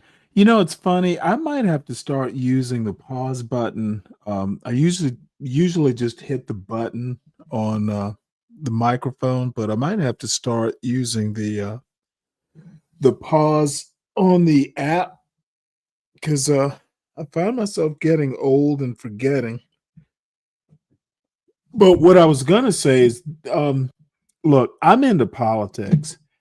It is boring, it is dry, it is sausage making, but it is interesting to me. It's Not as interesting. exciting as Izzy Bands and the John Galt fight, Bands versus Galt, I which was find it just well, interesting. hold on one sec, Mella. Two 50-year-old men going back and forth like children. It was no one won. No one wins with two motherfucking 50-year-old YNs going back and forth. Totally unimpressive. It was totally unimpressive. But they will be going on, back and forth. So I might even show clips of the some of the dumbery. It's not even tomfoolery. It's just dumbery. It was dumb as fuck. You have a new Izzy panel. Izzy is not good at comedy, and John is not. John's just a motherfucking bitter old Okay. motherfucker. Okay. Anyway, for Well, nostalgic, hold on. We have a guest, Mella. What's yeah, up, we have a MOT? guest. Absolutely. And Yeah, what's going on? my point is that for You nostalgic you reasons. you must get your point out, right? No, I'm No not seeking no matter attention. what. I'm relating to you. Yes, It ma'am. has, yes, I'm relating to you. There's a difference. Yes, ma'am. Please For, relate. yeah. So for those that might consider this boring, what I can attest to as a Desert Storm veteran is nostalgic in terms of what I missed to understand as a 19-year-old. So I'm grateful How to be old are able. you? I thought you were in the second Desert Storm. No. Anyway, when I was Really? Okay, I was in the first one too. I didn't know you were this old. anyway, what is Well, what are what you? is Are you near relatable? 60? Okay, so there we are relating. One again, like we're relating to each other. You're close to 60. I had no idea you were close to You're my age. relating to me, and you Well, I'm want trying to to flirt now. categorize me I'm trying to as a flirt woman now. seeking I had no attention. clue. Yeah, you're Hold categorizing me on as a woman there. seeking Hold on attention. there, mama. Mama, there's that gender bias again.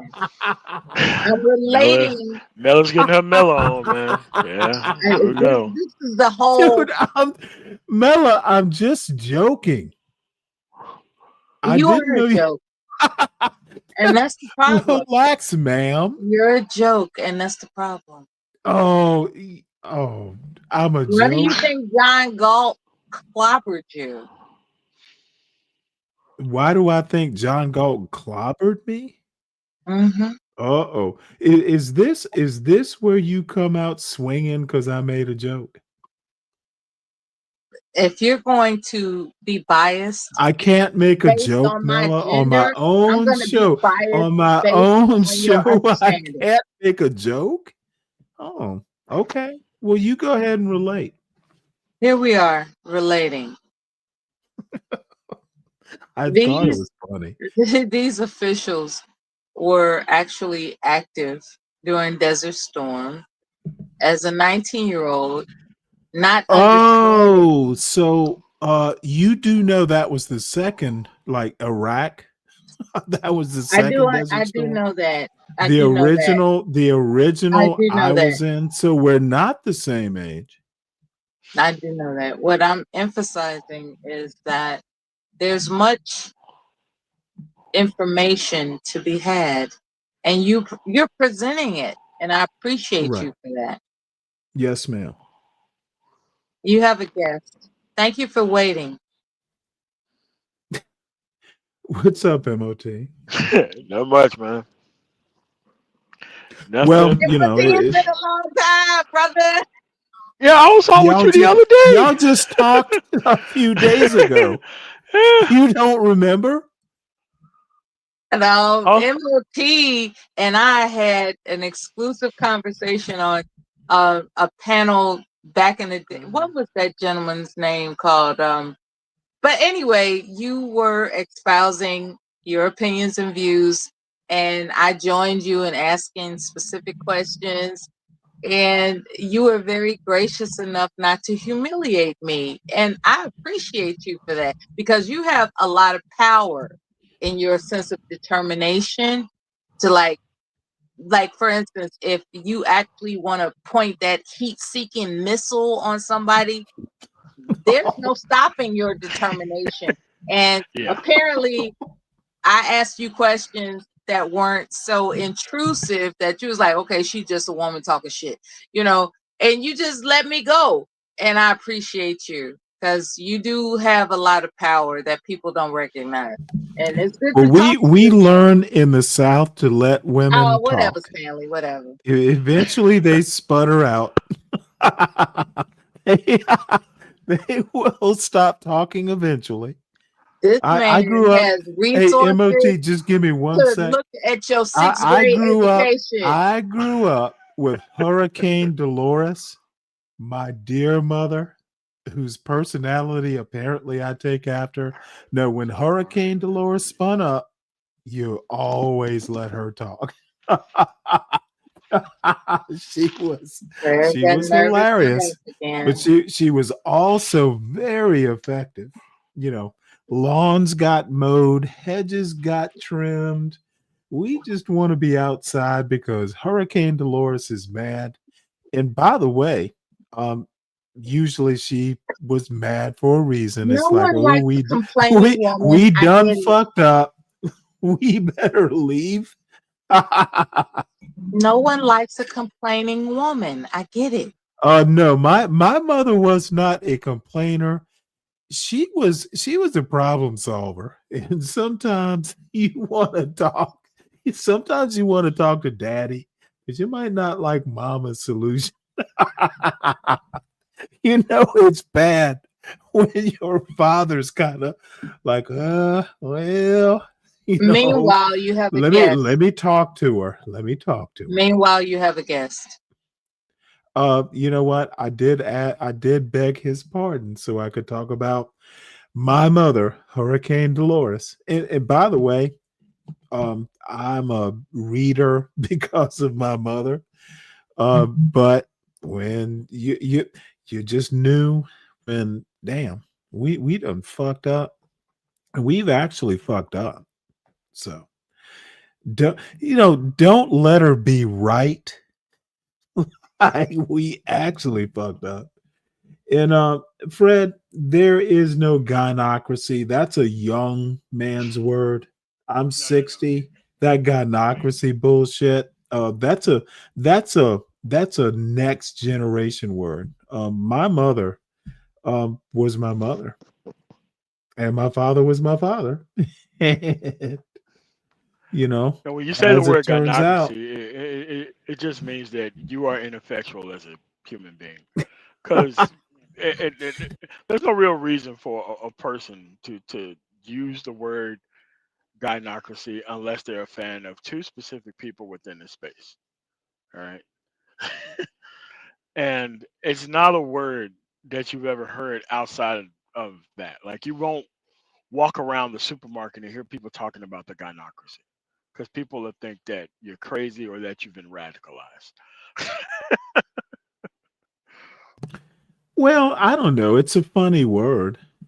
It is to me. Like I didn't know that women were this fucking powerful.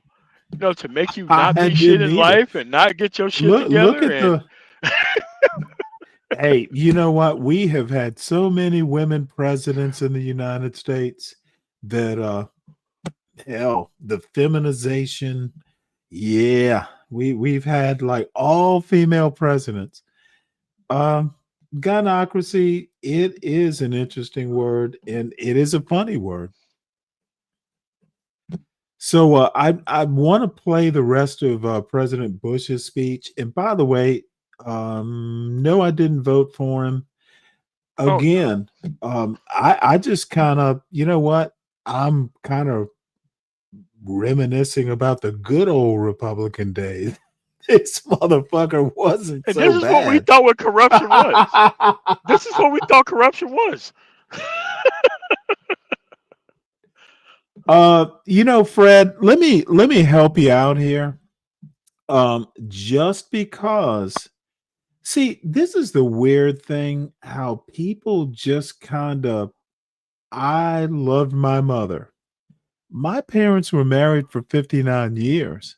My father ran the house, but who ran what? My Bro, father y'all a family worked a unit, lot. man. What is going on here, Yeah, man? With this man it's running like, the house? well, we all, you know, when my mother said, I'm gonna tell your father, wait till he gets home, there was that element in my house. My mother was a teacher and we were in school too. So we had summers off. The lucky thing is my father worked in the summers. You know, we got to be with my mother. I was talking about the summer my brother was born. He's 13 years younger. And my mother and my sister and I sat back on that couch, and it was the Luke and Laura summer. So my mother ran the house like someone who was home with the kids a lot should run it. My father was working. They were together. It was a divvying up. Like my mother didn't do outside work, and my father didn't do much inside work unless it was like, you know, this summer we painted the goddamn house. Or we did lay tile in the kitchen. There's parquet flooring in the foyer of the house. Me and my father did that. My father and my brother did it. Um, you know what? My mother didn't run the house. It was run by my parents. Sorry you didn't have that experience, but no one really ran the house. My parents ran it. Um, and that's why I'm so balanced, and that's why I think a word like a gynocracy, it is literally a teenage word by people who just, you know, God, I mean, it makes you God sound so damn, if you sad. talk about if you reminisce about your dead mother, who I gave the eulogy for, dude, I miss my mother. How is that motherfucking dude? I love my I mother. think a My matriarchy father's still is around. still it's still just as worse. Like you're not even Dude, supposed to wait, be hold worried it. about. What the Yeah. fuck do I prefer matriarchy? It's just me talking about my mother. I love the Jesus. woman. What the fuck, Fred? You see, Why are you that's the why are thing. you he, my he actually father likes is women, still mother alive. included. Let me tell you, and I hate to bust in again, but let me tell you something about matriarchy. My father literally took care. My mother died in her bed, the bed they'd had for who knows how long. Actually, it was a new bed, but my mother died next to my father in the bedroom that they had slept in for motherfucking like 50 years because my father took care of her, and she was 81 and he was 80. He took care of her to the last. He made sure she died in her motherfucking bed, not a hospital, not a nursing home, in her bed. So, what gynocracy? My father motherfucking controlled the goddamn, he took care of it all. And I was telling the story last night. You know what we kids had to do? Pick out her casket. We didn't contribute. He took care of it. It was all there. He spent quite decades fucking working. The insurance was there, literally. And I don't mean to brag, but her casket was $60,000 because he motherfucker. We picked out pecan as the wood for the motherfucking. Hey, she liked pecan wood and the stain that went on it. And my sister did most of that because, dude, I was motherfucking bereft. Dude, who controlled the house? My mother died, and she's resting in a $60,000 casket. And I was impressed. It's like, wow. That gynocracy, my father.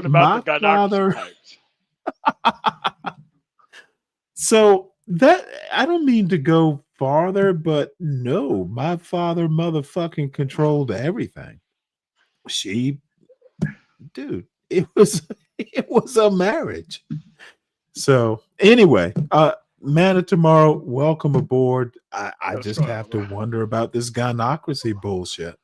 No. Like when these dudes bring up gynocracy, what they're using gynocracy for is a euphemism for a non-functional household. And their grand assumption is that everybody across the entire culture has grew up in those gynocratic circumstances, and it isn't. That's why you are to laugh at and humiliate anybody who uses the actual term. Well, no, Fred's an old friend. No. This wasn't a humiliation exercise, but dude, I'm talking about somebody outside of this. I'm talking about from the manosphere. Right.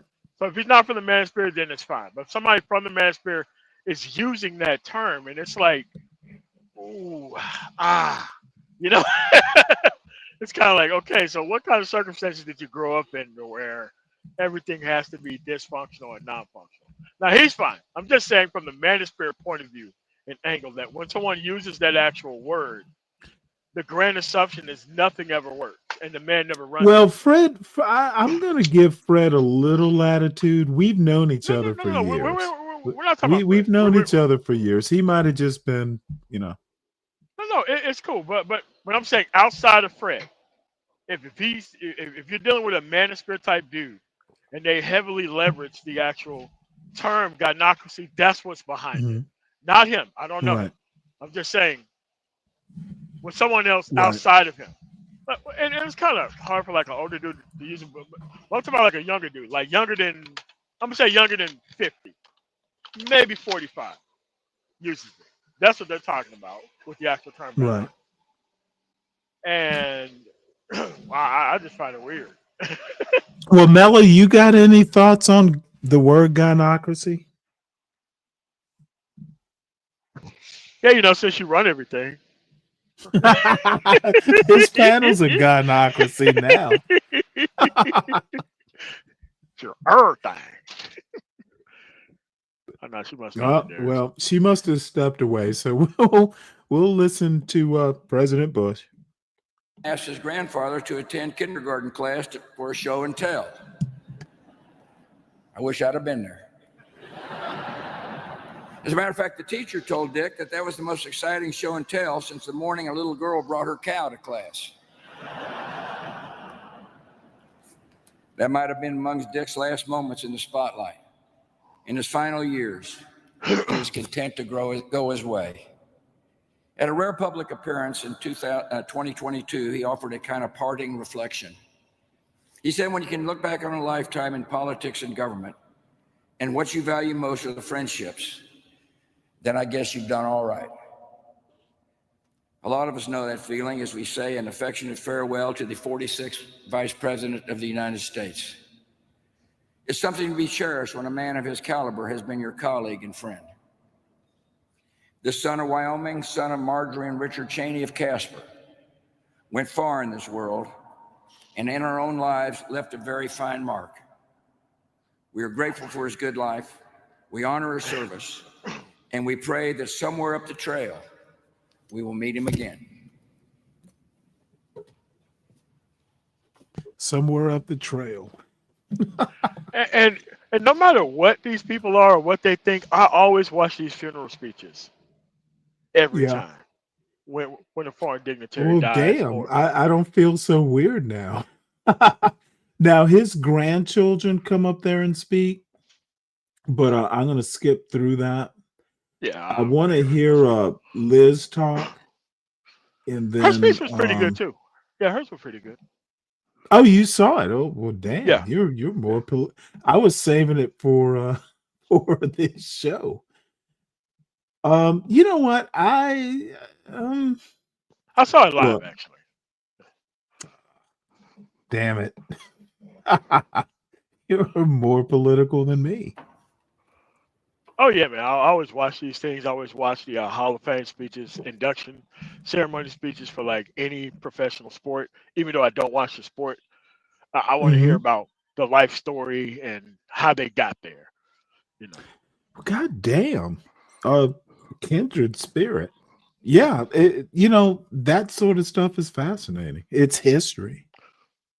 It is. And you never hear these people talk or speak outside of their small comments at the end of games, too. That's another reason why I like it. No.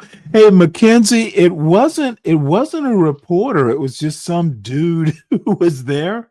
Or maybe it was a reporter, but I remember that. Mackenzie, you're not anywhere near my age. How do you remember all this stuff? Oh, she's talking about the shoe that was thrown at Bush. And George W. Bush when he was in Iraq, yeah. That was pretty funny. He threw two shoes, actually. It wasn't one. It was two. His father threw up on the on what's it? I don't even remember. Was it a Japanese ambassador or whatever state dinner he throws up? They did have weird things happen to him. George W. Bush almost Following choked on your, a peanut while riding a bike. Yeah, so yeah. Kids to talk about your dad is not good scheduling. But distinguished guests, presidents and vice presidents, dear friends, my mom and Mary and I and our families, thank you for being here to honor the good and great man we loved so much. A few years ago, reflecting back on nearly 40 years in public service, Dick Cheney said this: "The path I had traveled was partly due to the circumstance of my birth. Not that I had been born into a powerful or privileged family. I wasn't. But I was born an American, a blessing surely among life's greatest." My dad thought deeply about what this blessing meant, about the duties it imposed. Shortly after he became Secretary of Defense in 1989, he described departing from the Pentagon. "As my helicopter lifted off the Pentagon helipad, I could look across the river to the great monuments of Washington, Jefferson, and Lincoln, to the White House and the Capitol building, where all the great decisions that have shaped 200 years of American history were made. And I could look directly out on Arlington National Cemetery and remember what a terrible price thousands of brave Americans have paid so that all of us could enjoy the blessings of liberty." My dad's devotion to America was deep and substantive. He spent his life studying the history of our great republic. He knew you couldn't truly appreciate what it means to live in freedom if you didn't understand the sacrifices of the generations who came before. And he made sure that his children and grandchildren understood this too. When Mary and I were little, my dad would load up our station wagon on the weekends to take us to visit Civil War battlefields.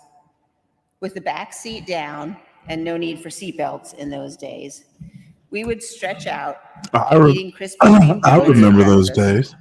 while my dad drove us to places like Gettysburg, Antietam, Chancellorsville, and Manassas. To be clear, even with the donuts, Mary and I were not enthusiastic participants in these outings. As you might imagine, Dick Cheney Where'd Miller read go? every word of every sign at every battlefield, museum, and national park he ever visited. When you're 5 or 6 years old, this is not your idea of a good time. Mary and I usually moaned and groaned about how long he was taking, and Dick Cheney ignored us. And he just kept reading the signs. He didn't lecture us or demand that we read anything, but we pretty quickly realized no one was going anywhere until he got done. And so we figured we might as well start reading the signs too. And what an education we got. That was the thing about Dick Cheney. He wouldn't force his opinion on you or demand you do things his way. He might not share his opinion at all if you didn't ask. In fact, he was known to go long stretches of time without saying a single word. But if you watched closely, if you asked questions, if you listened when he did speak, you had the experience of seeing the world opening up in front of you, of looking at things in new ways, of benefiting from his clarity of thought, his ability to crystallize what was important and what wasn't. And he was always surprising. Many know the story of his time at Yale. If my dad heard you say he flunked out, he would correct you. No, I was asked to leave. Twice. He took a break from school and he spent several years building power lines across the West. I had heard this part of the story my whole life, but it wasn't until I worked with him on his memoirs that I learned how he spent his evenings. At the end of long days, he'd unroll his sleeping bag by a campfire or on a cot in the cook tent. And by the light of his Coleman lantern, he read Winston Churchill's 6-volume history of World War II. By the fall of 1963, Dick Cheney was convinced, some would say threatened, by my mother to return to school. He'd been at the University of Wyoming just a few weeks when he climbed to a seat up near the rafters of the packed field house to hear President John F. Kennedy urge the students to dedicate their lives to the service of our nation. I think this is the moment my dad decided what direction his life should take. Though he was inspired to service by President Kennedy, Dick Cheney became a Republican. But he knew that bonds of party must always yield to the single bond we share as Americans. For him, a choice between defense of the Constitution and defense of your political party was no choice at all. When he was vice president, he wrote in this letter to all of his grandchildren, "As you grow, you will come to understand the sacrifices that each generation makes to preserve freedom and democracy for future generations. And you will assume the important responsibilities of citizens in our society. I ask of you as my grandchildren what I asked of my daughters, that you always strive in your lives to do what is right." In the last few years, God gave me one of the greatest blessings of my life, the gift of time with my dad. We spent hours sitting by the fire at his house or mine, watching football and old movies. We went to grandkids' games and matches, and we hit the road again, this time with me in the driver's seat. Now, let me be clear, he did not like my driving. And in his defense, I had wrecked far too many of his cars over the years for him to be happy with this arrangement. But we reached an accommodation of sorts. My dad agreed to let me drive if I agreed to let him choose the music. Johnny Cash, John Denver, and yes, even the Carpenters were the soundtrack of our road trips. We went Oh, to Jesus places he'd Christ. I taken was us 50 hoping it would be years ago, Snoop Dogg. to Manassas and Excuse me. Antietam and Mount Dre, Vernon. Eminem. My dad in his Stetson, the latest copy of The Economist, that day's newspapers, and a You have book to forgive me. always I tucked into seem the to floor be pocket. catching a cold. We drove for hours. We talked about life and family, history, and America. Sometimes my dad's yellow lab, Max, would jump in the back seat and come with us. Max, like every dog we ever had, loved my dad the best. To be in my dad's company was to know safety and love and laughter and kindness. There's a picture taken several years ago of him in his cowboy hat and jeans, in a fleece jacket. He has his arm around one of his young grandsons, who's leaning into his warm embrace. Looking at that picture last week, my mom put it best when she said that's what he was to all of us. He was a giant to the end, a lion of a man. By the way, Lynn Cheney, her mother, Dick Cheney's wife, is actually a fairly famous historian. I've read a couple of her presidential biographies. So Yes. she's not illiterate. Oh, no. Who loved and served this great republic. The night before my dad died, the sky above my parents' house filled with clouds in the shape of winged angels. I'd never seen anything like it. It seemed indeed that angels and archangels and all the company of heaven had come to watch over him. As my dad left this earth, his last words were to tell my mother he loved her. And now, all of us who loved him so dearly say to him, "Good night, sweet dad. May flights of angels sing thee to thy rest."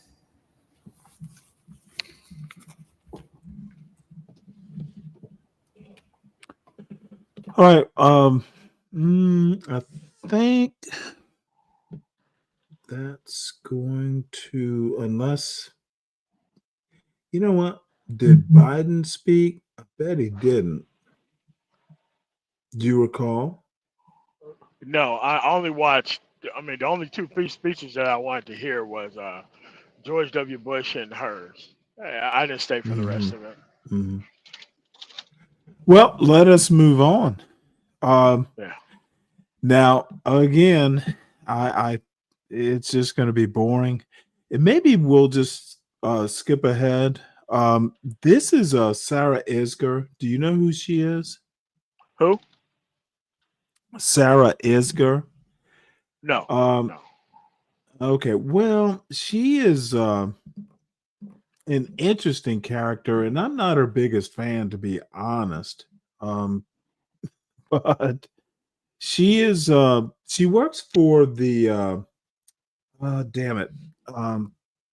What is her publication? I'm having a senior moment. One of the online magazines. Let's see. It might be in here. Anyway, the topic is a conservative vision for America after Trump. She does not believe Trump is a conservative, and probably no one does, to be honest. MAGA is not a conservative movement. Oh no. She works. Damn it! I want to say for the Discord. I'll think of it in a minute, but this is. I want to listen to a few minutes of this. It's again a conservative cure for Trumpism. We should listen to a few minutes of it, and I'll switch over because I also want to do, the grand finale will be T. Hassan Johnson. Tommy Curry takes on American politics, and he critiques Helen Andrews, and MOT you don't know who Helen Andrews is, right? No, I don't know. Okay. Well, you are going to be introduced on this on my little show. And you know what? She's okay, but she's just like she's one of these women that really I hope she knows how to make eggs over easy because someone let her out of the kitchen. And America's going to suffer a bit for it. So here we go. This is Sarah Isger. In a weird sort of way, Sarah Isger is like Helen Andrews. This podcast is supported by Viking, committed to exploring the world in comfort. Journey through the heart of Europe on an elegant Viking longship with thoughtful service, destination-focused dining, and cultural enrichment on board and on shore. And every Viking voyage is all-inclusive with no children and no casinos. Discover more at Viking.com. This is The Opinions, a show that brings you a mix of voices from New York Times Opinion. You've heard the news. Oh, and let me also say this, folks, please make sure you hit the like button. If you're new here, please subscribe to the show. Test it out. It can be a little bit of an acquired taste. So also support the host.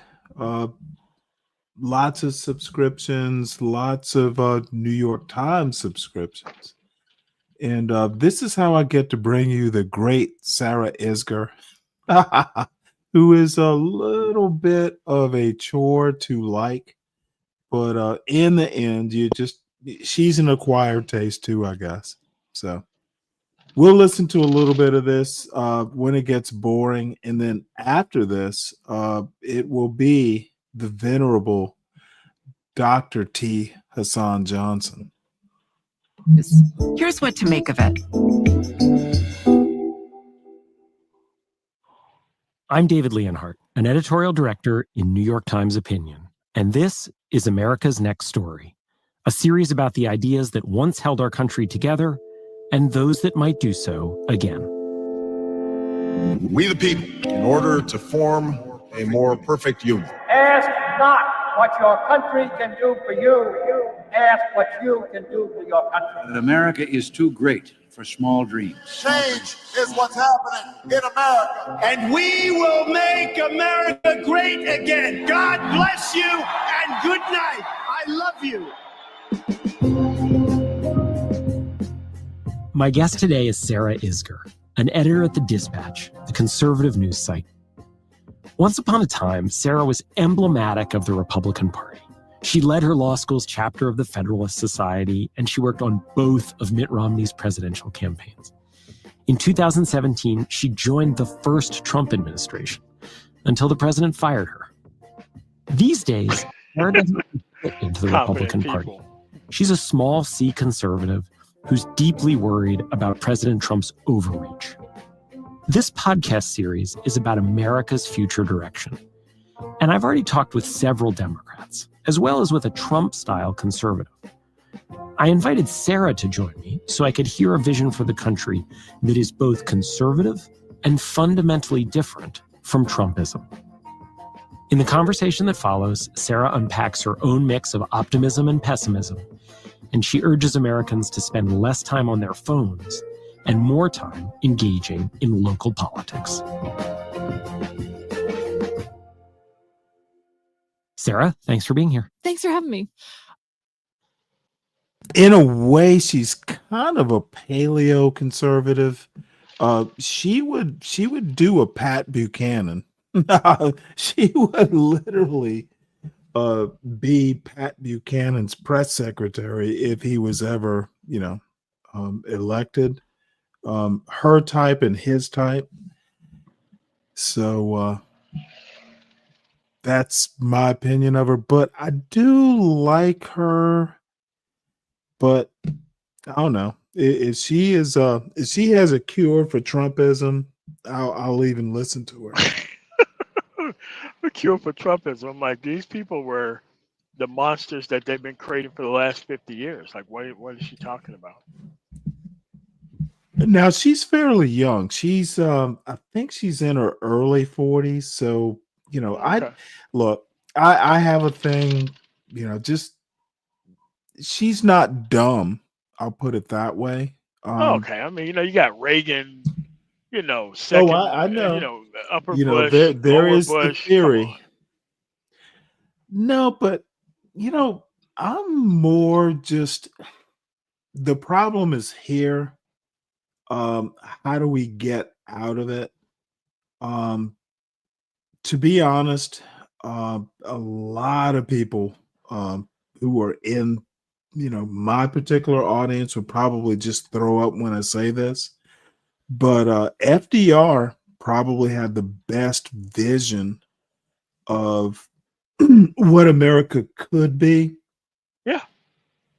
And there's really, if you really want to pick presidents, there's a reason a Lincoln is ranked higher than George Washington.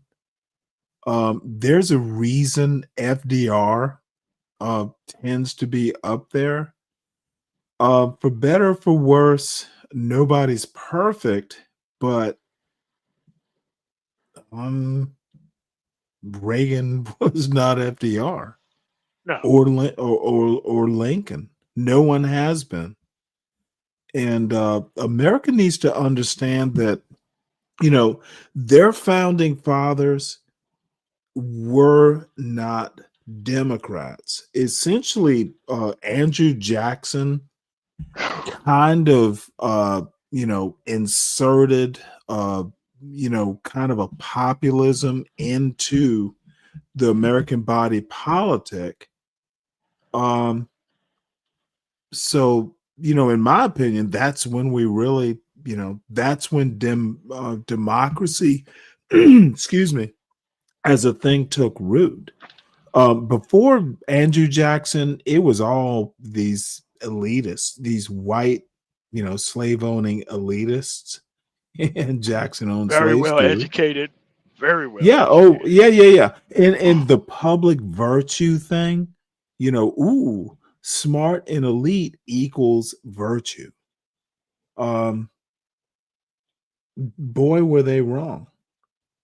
So the bottom line is, we're nowhere near the best America we can be.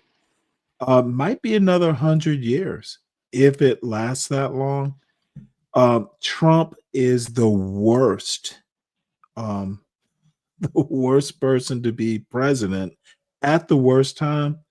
But At the there worst time. might be a silver there might be a silver lining. We know what the nadir can be. Trump is probably the worst president in history. Like, Probably. just At this point. yeah. You know what? We thought COVID was bad. This motherfucker, he's gonna tank the economy. Created It's his own COVID already style teetering. losses with tariffs. He created COVID style losses with tariffs. This motherfucker doesn't understand that taxes are tariffs and vice versa. He's literally talking about the money that tariffs bring in.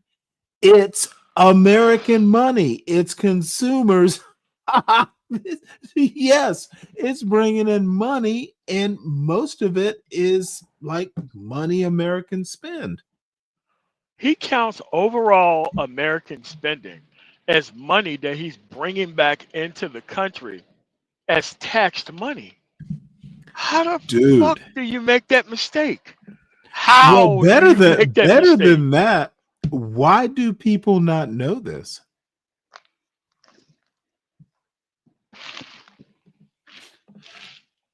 Mela says she liked the Carter administration for sentimental reasons. I'd be interested to know those sentiments. No, I mean, Jimmy Carter was a good president. It's just that he was stabbed in the back by evangelical Christians right after they got him elected. Well, you start having some sympathy for black people. Oh yeah, evangelicals ain't having that shit, man. You know, those evangelicals. Trump is peak America. I think Trump is the most American president we've had probably since Andrew Jackson. Or well, maybe even Andrew Johnson.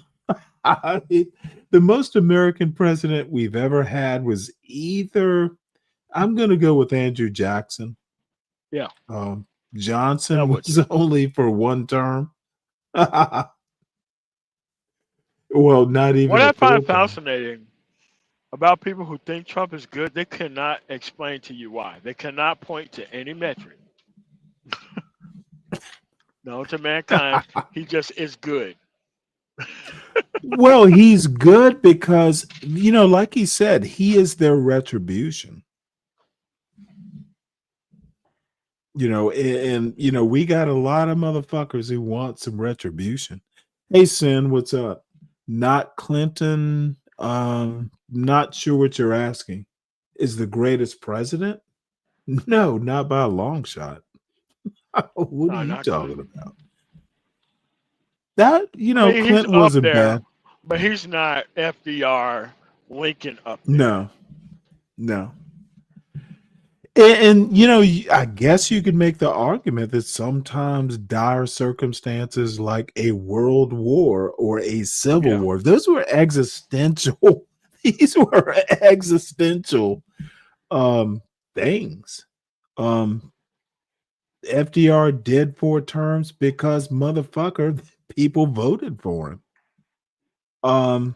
And you know, Lincoln speaks for himself. I mean, if you actually read the history and you follow his evolution, Lincoln is the most interesting person, the most interesting president. I mean, he literally went from you know, if it works one way or the other, and you know that he was problematic, but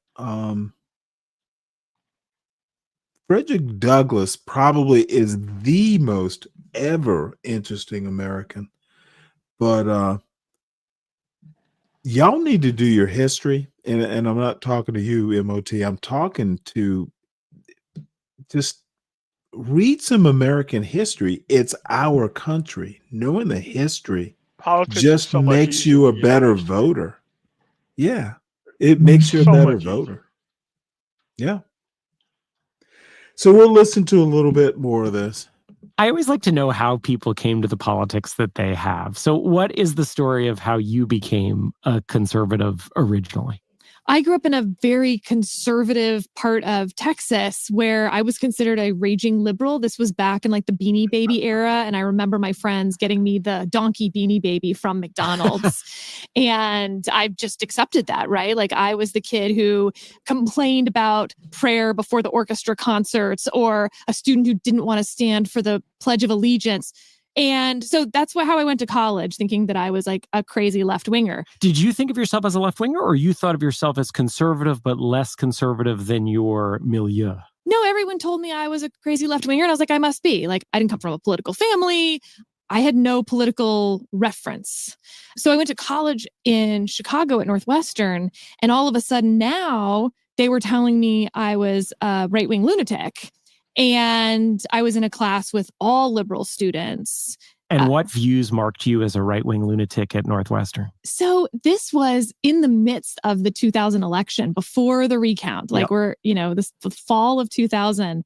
And yeah, it was all the things that were defining the Republican Party at that point, but probably most of all, my kind of libertarian-ish, limited government. Why is the government telling me what to do? I mean, as you can probably tell, I really just didn't like people telling me what to do.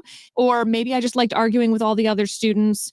My first campaign was John Cornyn's 2002 race down in Texas for when he Senate. was running for Senate. That was his first Senate race. Yeah. And it was a fun race. And so you eventually, I assume, get to the point where you think of yourself as a fairly standard Republican. Is that fair? You work for both of Mitt Romney's presidential campaigns? Yeah. You know, it's funny. You know, I have brown curly hair. I I wear sort of funky clothes. I eat tofu. So I never was a perfect Republican by any stretch. I didn't have the pearls and the Ann Taylor dresses, but that's what I think attracted me to Mitt Romney, is that he wasn't a Bush Republican, quote unquote, either. I think he always was a little bit on the outside as well. Yeah, in part because of his religion, in part because he came from Massachusetts. Yeah. Yeah. And so in 2016... Well, let me give you a quick synopsis. She is Jewish. Her father specifically, I think he's still a judge. Can't remember what type, it's like a bankruptcy judge or something like that, but he is a federal judge. So, he's a lawyer. She's Harvard. She's Northwestern undergrad in Harvard law. And, in a way, she's kind of a trad wife, if you know her background. But she does some online journal. I think she's actually kind of up and coming because she is a little eccentric. But she's not MAGA, but she is Pat Buchanan. So, I'm not sure Pat Buchanan would actually be MAGA. He would be like to the right of MAGA and to the left of MAGA on some issues. These people, these evangelicals, look, they're not even Catholic. Like JD Vance is Catholic, but he's a weird form of Catholicism.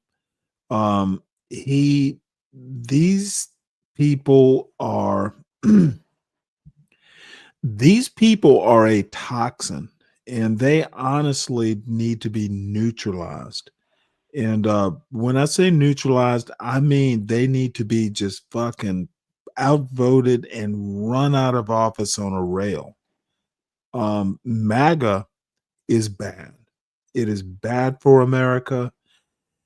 And we still have 3 years left. Complete years. Plus an election. Well, when I was in the Navy and the shit hit the fan, the way I always used to stay centered was, we know this can't last forever. No. Just do your job. Just suffer the pain. We know it will end. That's the only thing I know. I just know it won't be forever. Just like a bad commander that comes in, you'd be like, fuck, 2 years of this. 2 years of this. Oh my God.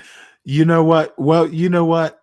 You know what it's like to fucking have to, the only thing I know is, this dude rotates in and out in 2 years. I will outlast him. That's what Trump is. And I just do not see JD Vance unless there's another coup. JD Vance doesn't have. Not going to happen. Yeah. If the next Republican nominee is probably going to be Marco Rubio, and I'm still not sure about the who the Democrat will be. I don't think it's going to be the California governor. Me neither. I don't think so. But I have no clue who it will be.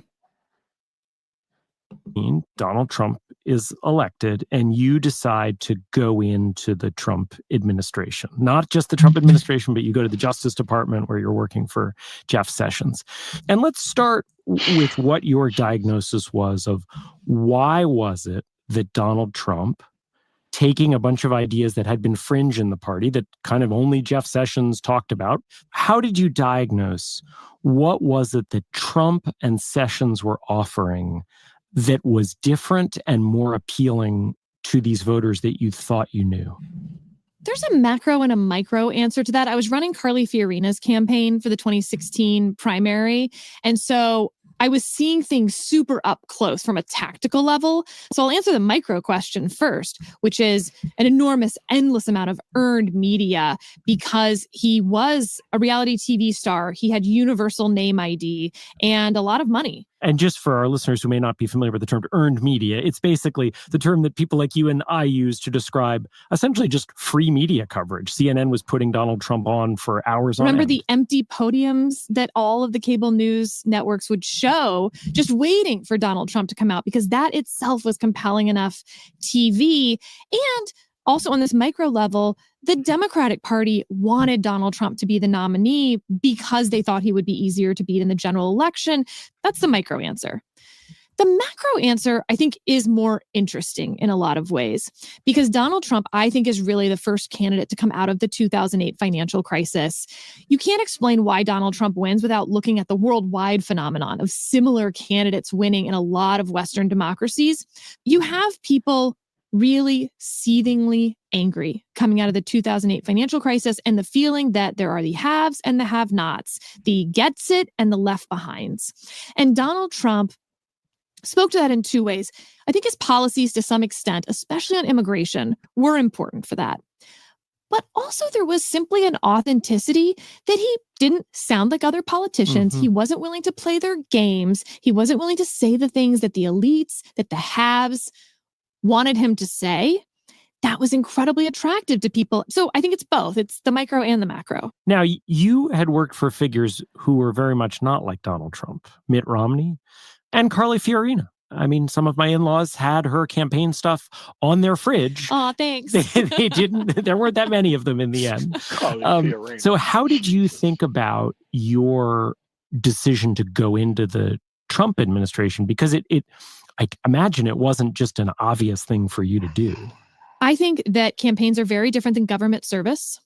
Campaigns are about convincing voters that they should vote the way you are going to vote, and that this is the right person to represent them. Government is about serving the American people the best you can. They've made their choice. And it's a very different calculus to me.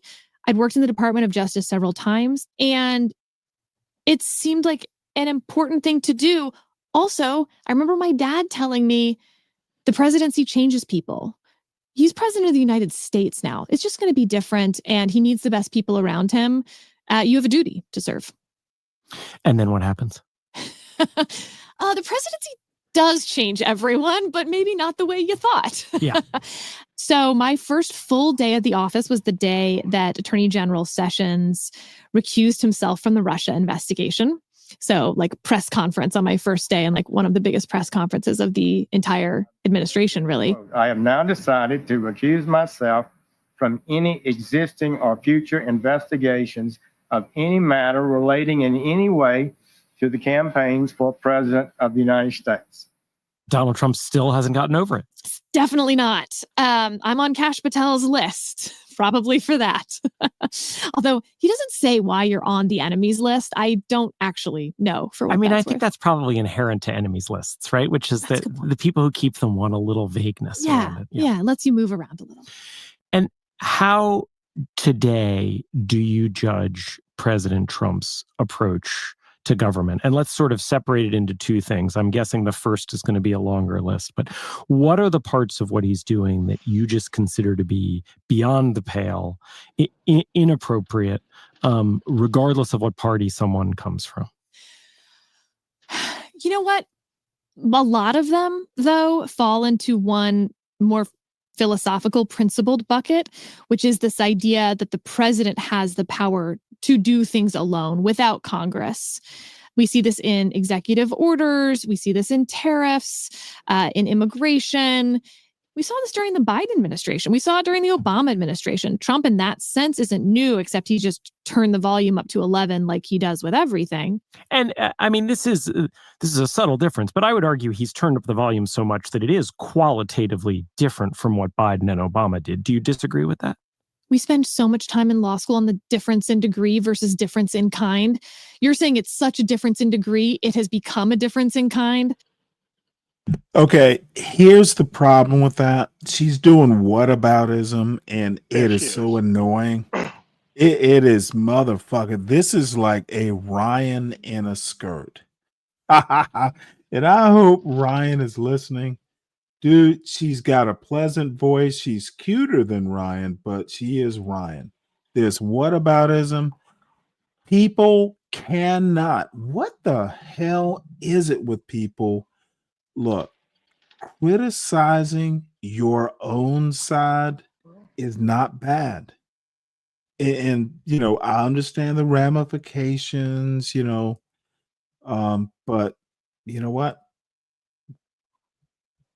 Your side is not perfect either.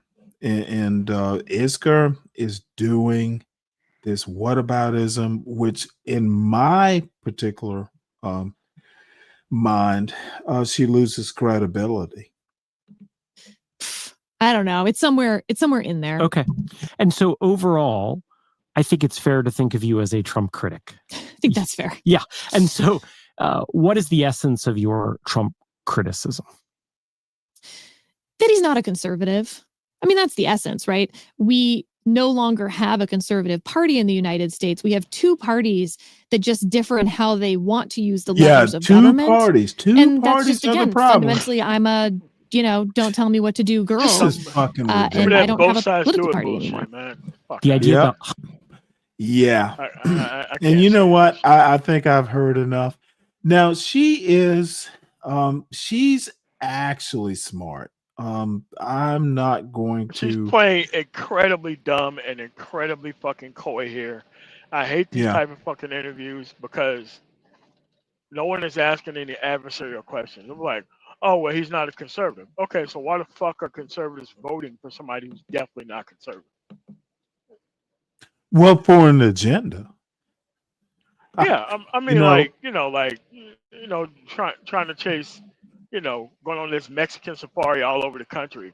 That's some conservative shit. All right, that ain't no liberal shit. It is not. Right. I mean, the economics is just bad, but like the rest of the shit is conservative shit. Like trying to get rid of or trying to fire everybody in the government. And what people don't understand about government gets more expensive the more you privatize it. But they're interested in privatizing the government because that's how they make their money. Like functioning things, like capitalists do not like functioning things. They think there's a hell of a lot more money can be made with without any, guardrails.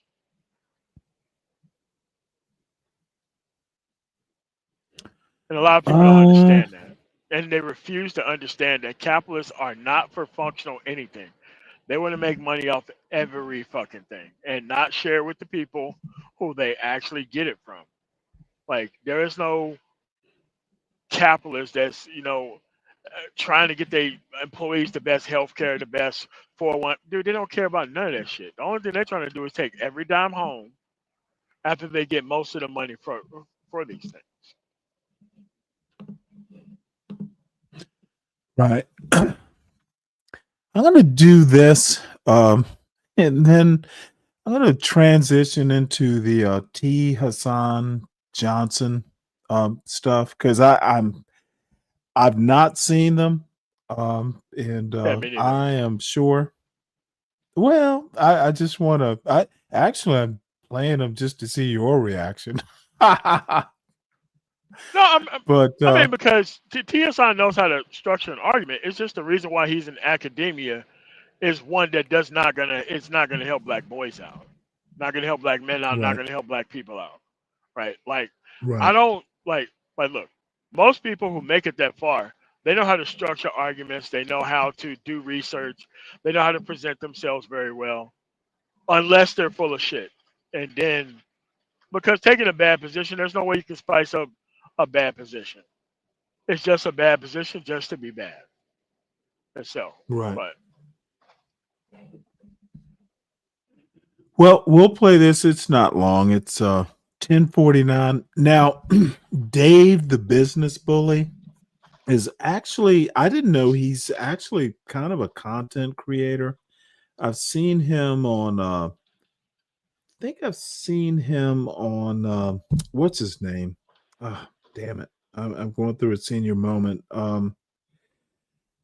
DJ Hamp, and I didn't know he was even a content creator or a I panelist. can't stand that fucking lunatic. Oh, you Yeah. know him? Oh, God. Oh, well, goddamn, dude, you know everything. Well, you do. You are. You know you. You are. Yeah. This dude is interesting.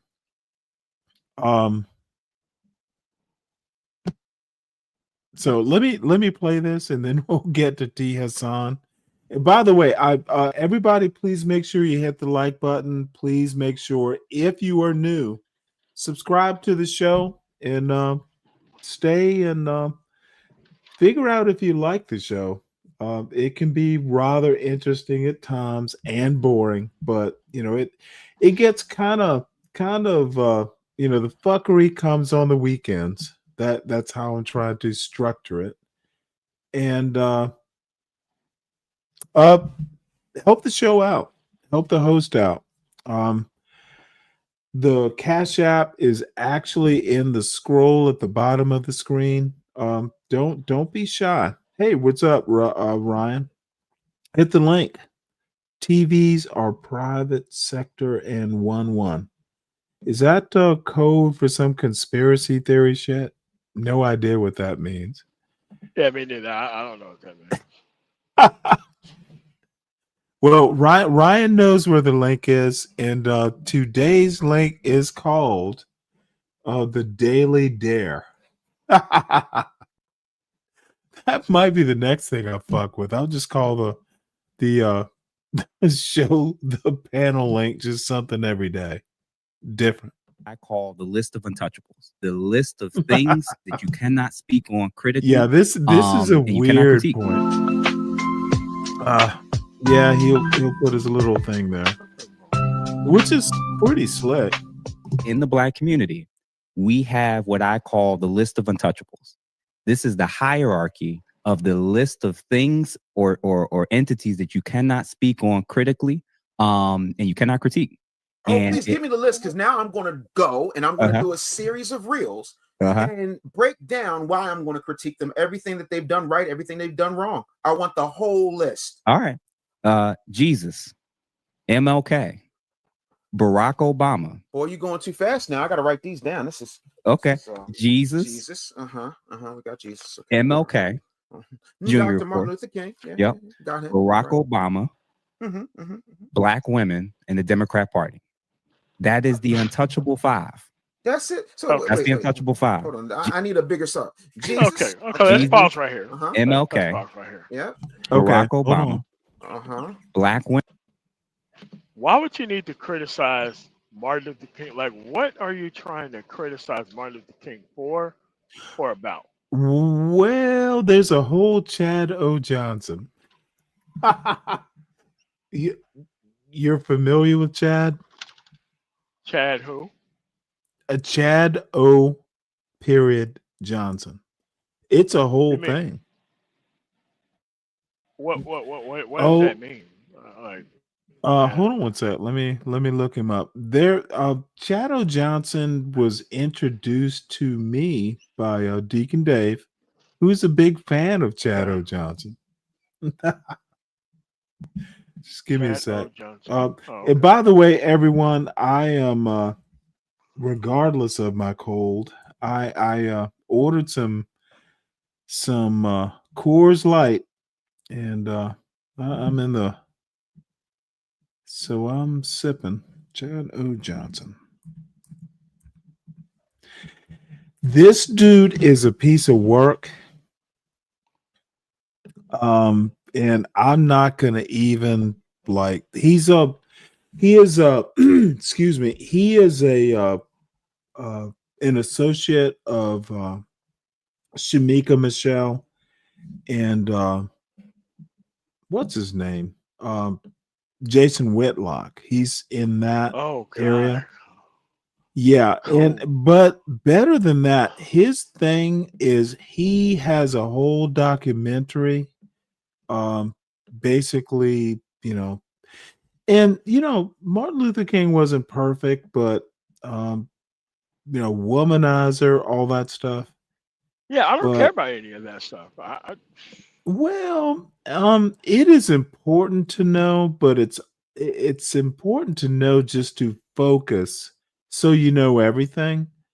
I read Jonathan Ives' excellent latest biography of King, and King had flaws, but he also went to jail a lot. He also got assassinated, the motherfucker. Dude, he was risking his life a lot. But apparently that's not enough. No, of You course have not. to be perfect and risk your life and get Especially like assassinated. 60 years later, you got these people running their fucking mouth. Wow. It's like, what the fuck? Not only, you hey, you gotta be perfect when you get assassinated. Otherwise, I don't get the argument, I but mean, like, Malcolm X never got as much criticism for his past and background. But Martin Luther King need all of the focus, right?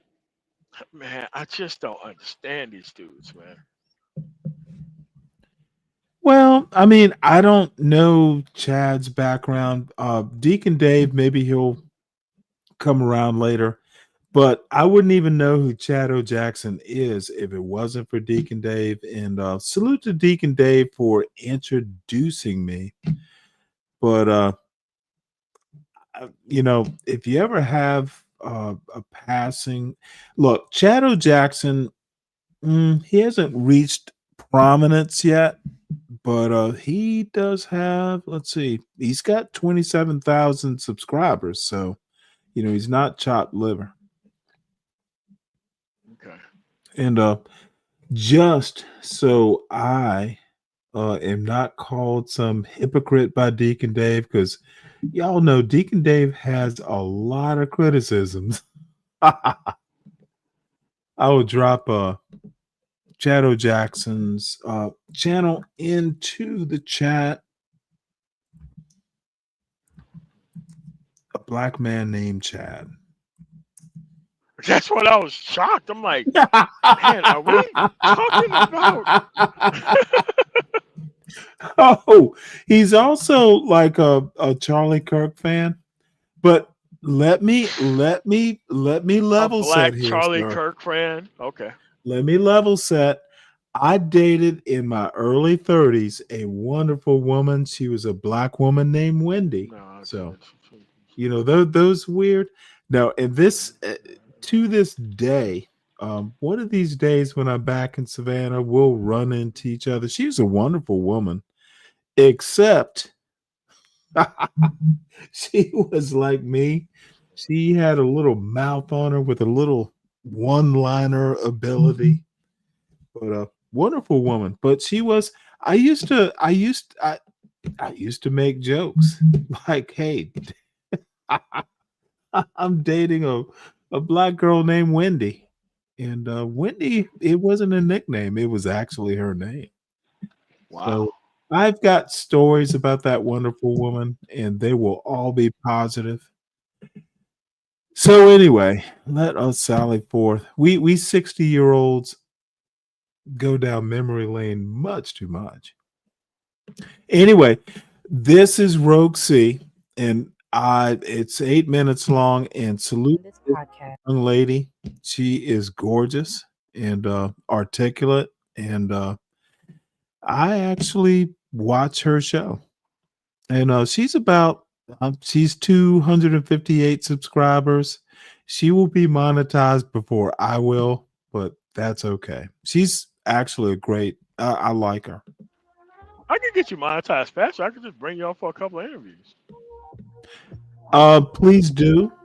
The experience is But really easy. let me put it to you this way. I and my moderators will make a choice. I don't want to be beholden, but dude, that of course I'll come up for an interview. But my show is kind of dry. No, I mean it takes some intelligence to be here and keep up with the conversation and historical kind of, it's Right. it's not going to be relationship talk. It isn't going to be. No, Well, will be. It might be one day. no. I mean, as a subject to point out something, but like the primary reason of being here, no. Right. And yeah, and a lot of people tend to think that supporting people who are full of shit is their way of supporting whatever, and then it becomes oh well, he got to make his money, and it's like, where the fuck do we get so Mhm. many morally bankrupt, corrupt fucking people who want to see the fucking world burn? It's like, what? Where the fuck do we get all this? Well, I don't know. This Stanley versus the world thing, it is honestly a labor of love. Um, you know, it's so funny.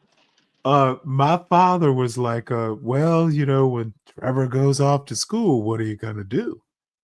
And I'm like, I have no clue. And he's like, well, you do know you're gonna get bored, right? And you know, but have you thought about getting a job? I was like, well, no. So, I tripped into one of these days I'll tell the story, maybe 4 or 5 years ago. A buddy of mine who lives in Lagos. Look, I was on Discord, and it's a political Discord. Fred is a friend of mine, maybe even up to 5 years. Politics is my thing. This channel, it wasn't a plan. I fell into it. Portia J, shout out to Portia J, who is just a wonderful young woman.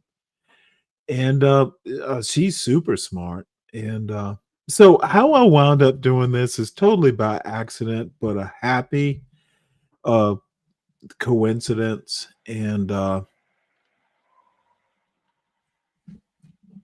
would love to be interviewed. I'm not that bright, but this channel is honestly a labor of love. I do what I do, kind of keeps me in the newspapers, in the, looking at stuff. This is But it's what a good people idea should to do. like Do what they interview other black men that's not with this gynocracy talk shit. Like there are other men out here that Oh, have done dude. shit with their fucking life. Like, so that's my whole point. Like, look, there are older brothers out here who's not full of shit, who don't have a den of fuck niggas as friends. Like, you don't need that. There's no need for all that.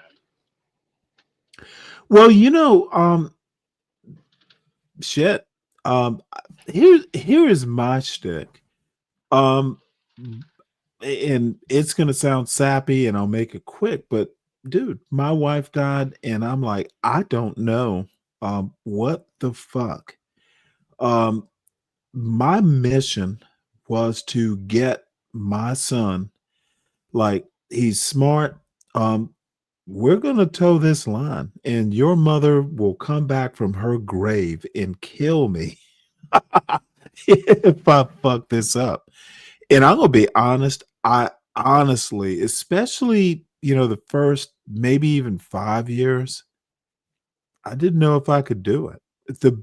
I thought the Navy was hard. I thought, you know, working was hard.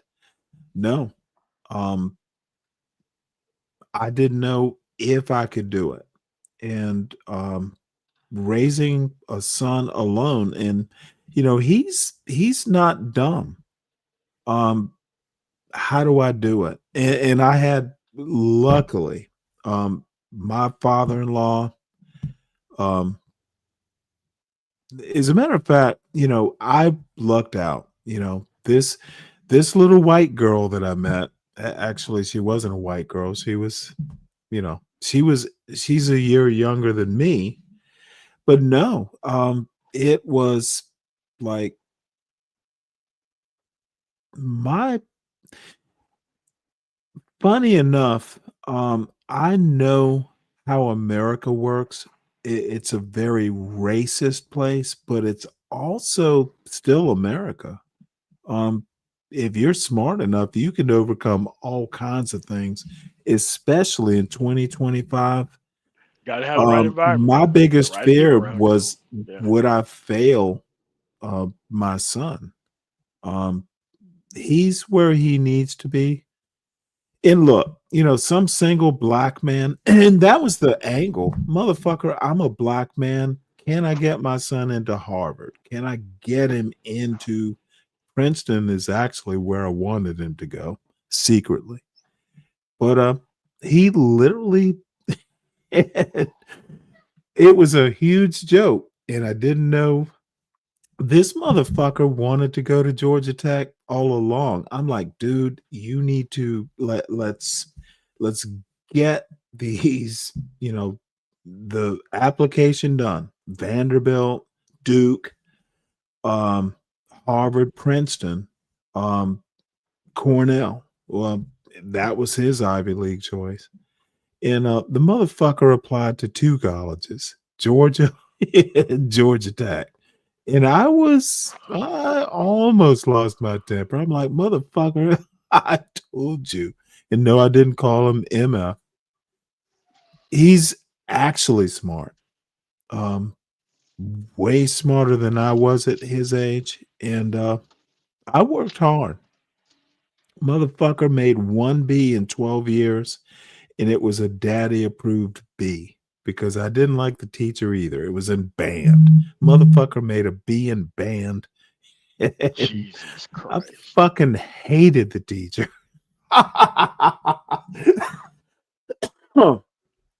And I told this story too many times, but I was going to go to war with the Board of Education over this B, and my sister is a retired teacher. She's like, nope, you'll just, poison the well. If you go to the board on this, the teachers, he's got 2 years to go. You don't want to become that well known. So 1 B, and he got a B because daddy fucked up. And it is, I'm not kidding. It was my fuck up. So anyway, that's the Black Man Stanley news. Bottom line is, this is 2025. All this bullshit, dude, you need to be an individual. You need to be excellent. You need to lose some of this. You need to be an example to your race, or you need to represent your race. No, motherfucker, you need to represent excellence and start within your 4 walls. I don't get some of this bullshit. No, I mean, because they're here to leverage failed men for their own private. Exactly. Don't fail, motherfucker. Yeah. Don't fail. Don't raise a failure. No, but their whole thing is keeping the failed black race shit going. That's what keeps them going. Like, you can't point to a level of breakout point. Like, if this was a project, and if you was managing an actual project, you get the resources, and with these resources, you're going to create some type of outcome. If you look at it from that standpoint, you're like, oh, it makes all the sense in the world for these people to start focusing on. Well, let me tell you something that you actually helped me with. I just couldn't accept it. Really, how could they possibly want people to fail? Honestly, well, in the end, I'm an old dreamer. I'm an old romantic. I'm like, no, come on, MOT. They can't. All evidence to the contrary. They can't be the real race grifters. They are. America itself is a racial grift, but you have black grifters within the white racial grift. Yeah. That is America. Well, like I said, you kind of You know, you kind of helped me kind of focus because I guess you pointed out some things, and I'm like, what the fuck are these idiots doing? If your boy isn't or your girl isn't at you, I don't know. We're gonna fail as a quote community with too many T. Hassan Johnsons. I mean, but that's what they want. Like they want more brother polites. They want more T.S. Johnsons. They want more conscious community bullshit. Like that, dude. They want to do whatever they can to not participate in the actual process of getting better. They're gonna find Yeah. somebody else to actually build. Like this new dude who actually interviewed T.S. Johnson. They're trying to build another Kevin Samuels out of somebody, and it Yeah, always that fails is every single weird. time. Why the fuck, dude, rest in peace. Why would you want another one? Be something different.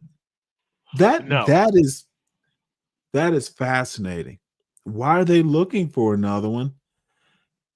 Uh, do your thing. Be different. Don't Why would you want to resurrect? It is rather disturbing. Yeah, stagnation without consequence. Like they want to stay in that kind of zone to where nothing fucking matters. So they want to spend real time in a fictional place focusing on things that don't matter. Because a lot of these people have given up.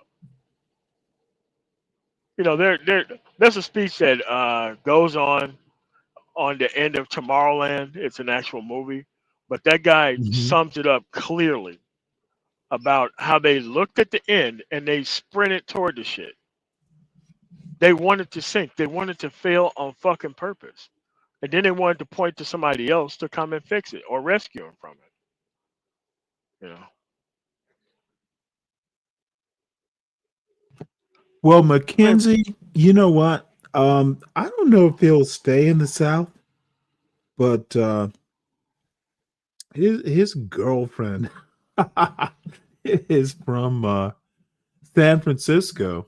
So yeah, the South is awesome. But oh shit, have your money actually, together and live in the South? Oh, the South is amazing. well, he's at Georgia Tech, so he needs to be out of the South. And Yes. honestly, I couldn't wait to leave Savannah. I was like, oh, I want to live in New York. You read all the authors, the James Baldwins and the Norman Mailers, and that New York sounds mighty cool. Ralph Ellison.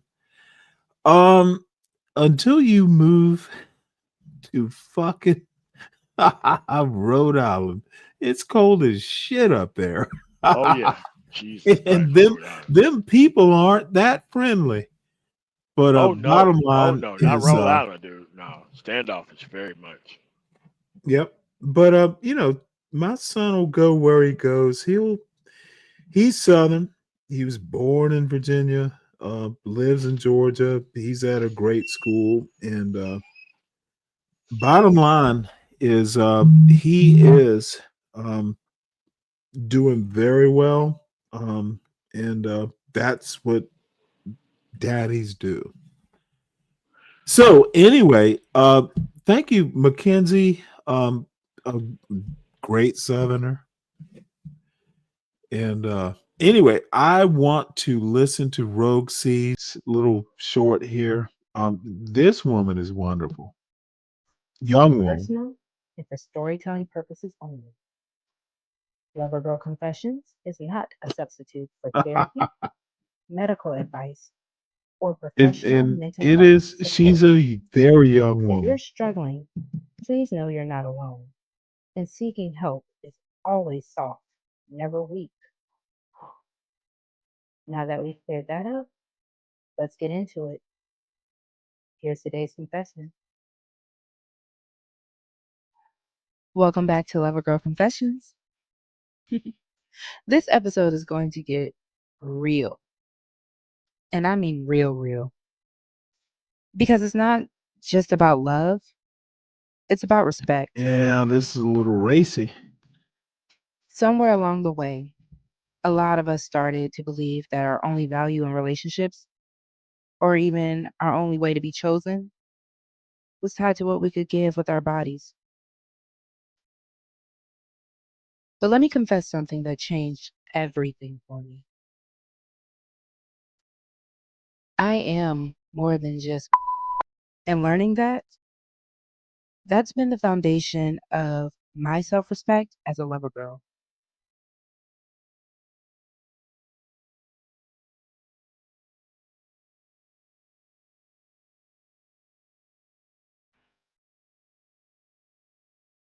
Yeah, I'm gonna have to stop it here. However, everyone should subscribe to Rogue C's channel. I'm gonna drop the link.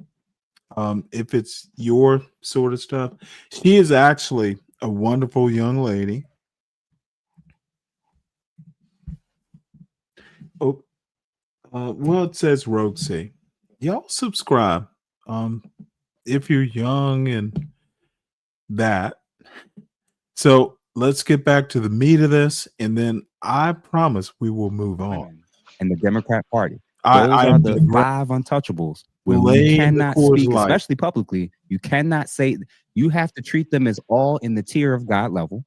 You cannot critique. You cannot criticize. You Tier cannot of have God. questions. And if you don't outright support, you're a hater, you're a sellout, you're a coon, and you're to be shunned from the rest of the community. That's how they function.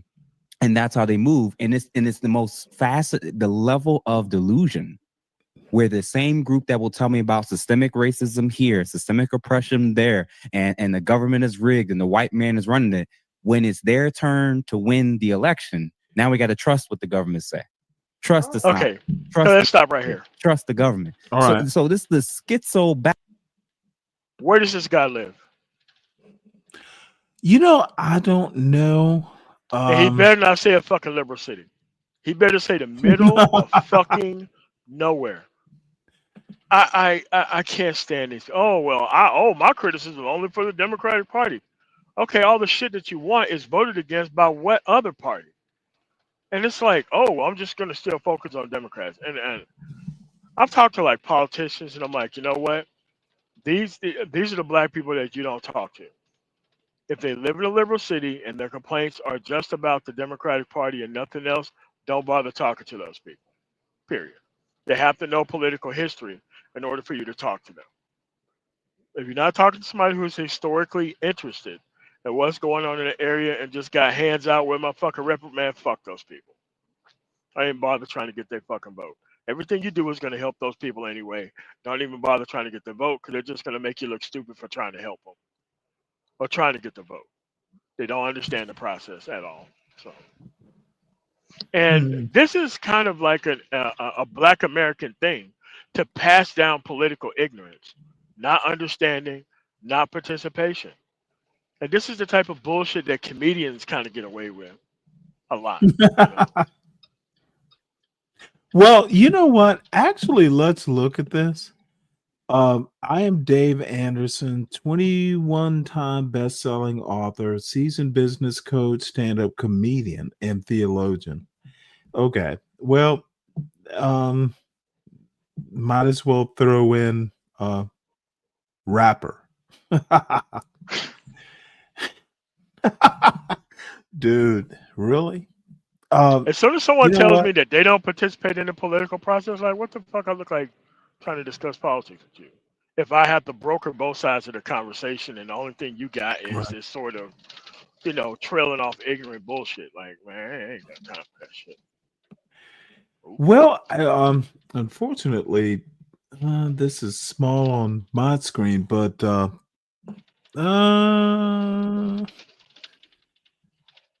author, seasoned business coach, stand-up comedian, and theologian. He should put in content creator.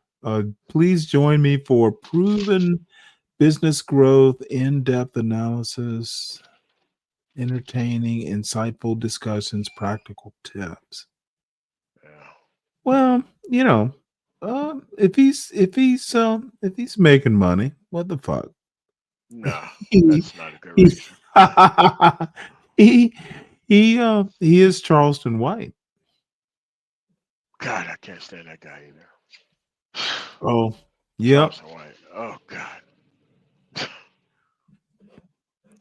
Yeah, dude. I don't even understand. That's like, I don't understand dude, the people who fucking even listen to that guy. I can't do it, bro.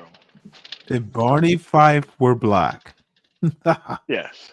Back and forth craziness. I'm looking and I'm like, wait a minute. So when it's the guy you don't want in office, when it's the party you don't want in office, we can criticize it. We got these no king protests and all this BS. This is something that I actually brought up because I watched a lot of this live.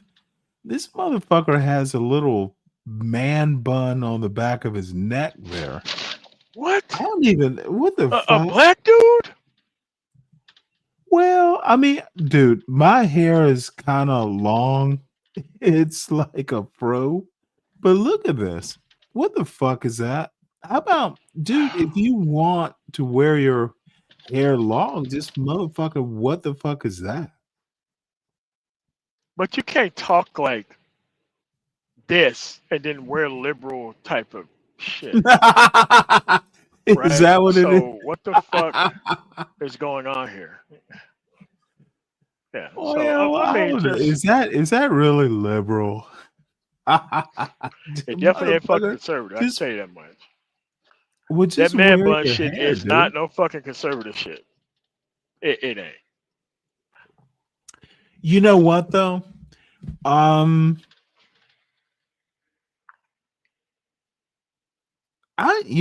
don't even know what to say. Now look, all I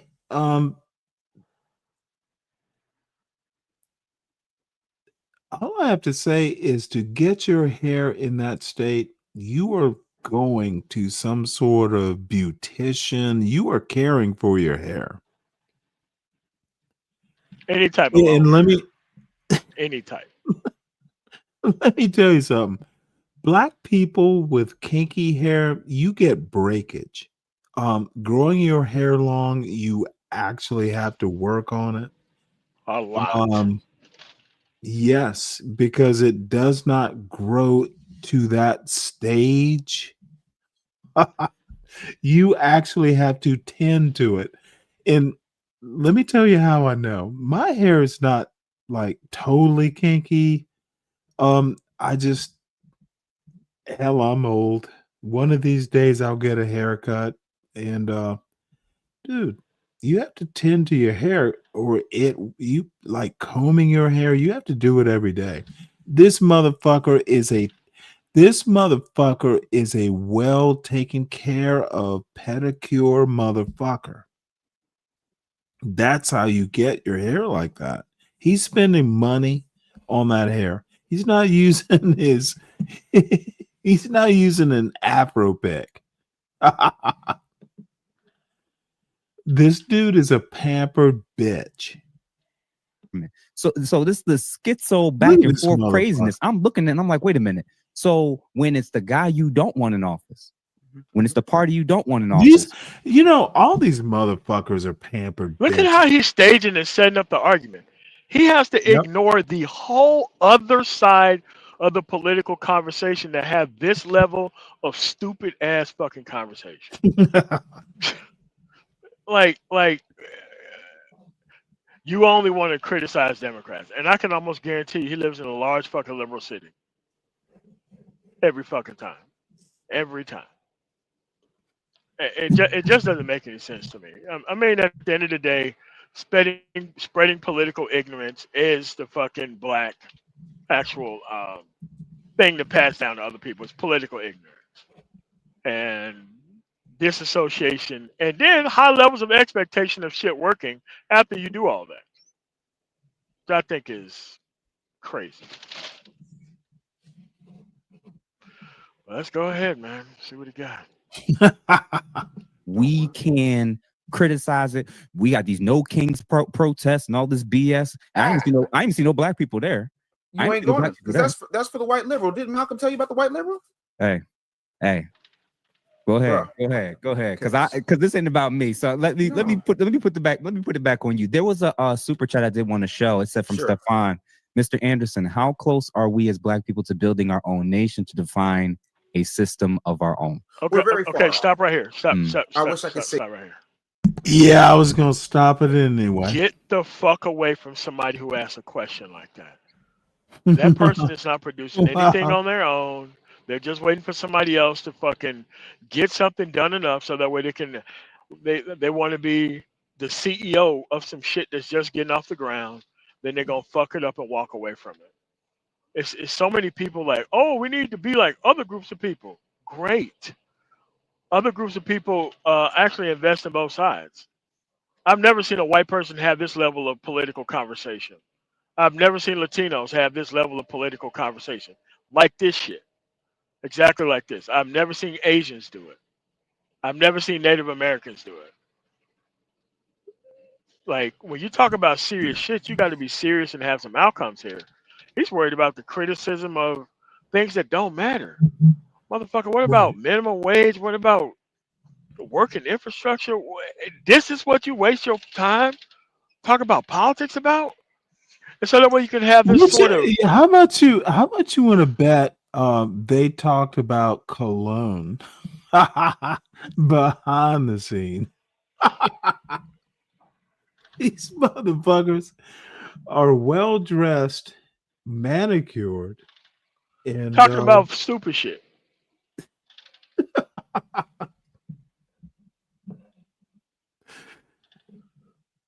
What you do to interrupt this conversation is ask these people where they live at. Then you ask them what they do for a living. Then you ask them when was the last time that they voted. Well, the guy on the left, Jeff St. James, he is supposedly a PhD psychology. No. He's a therapist. He's not a PhD. Oh, okay. Therapy is like master's degree shit.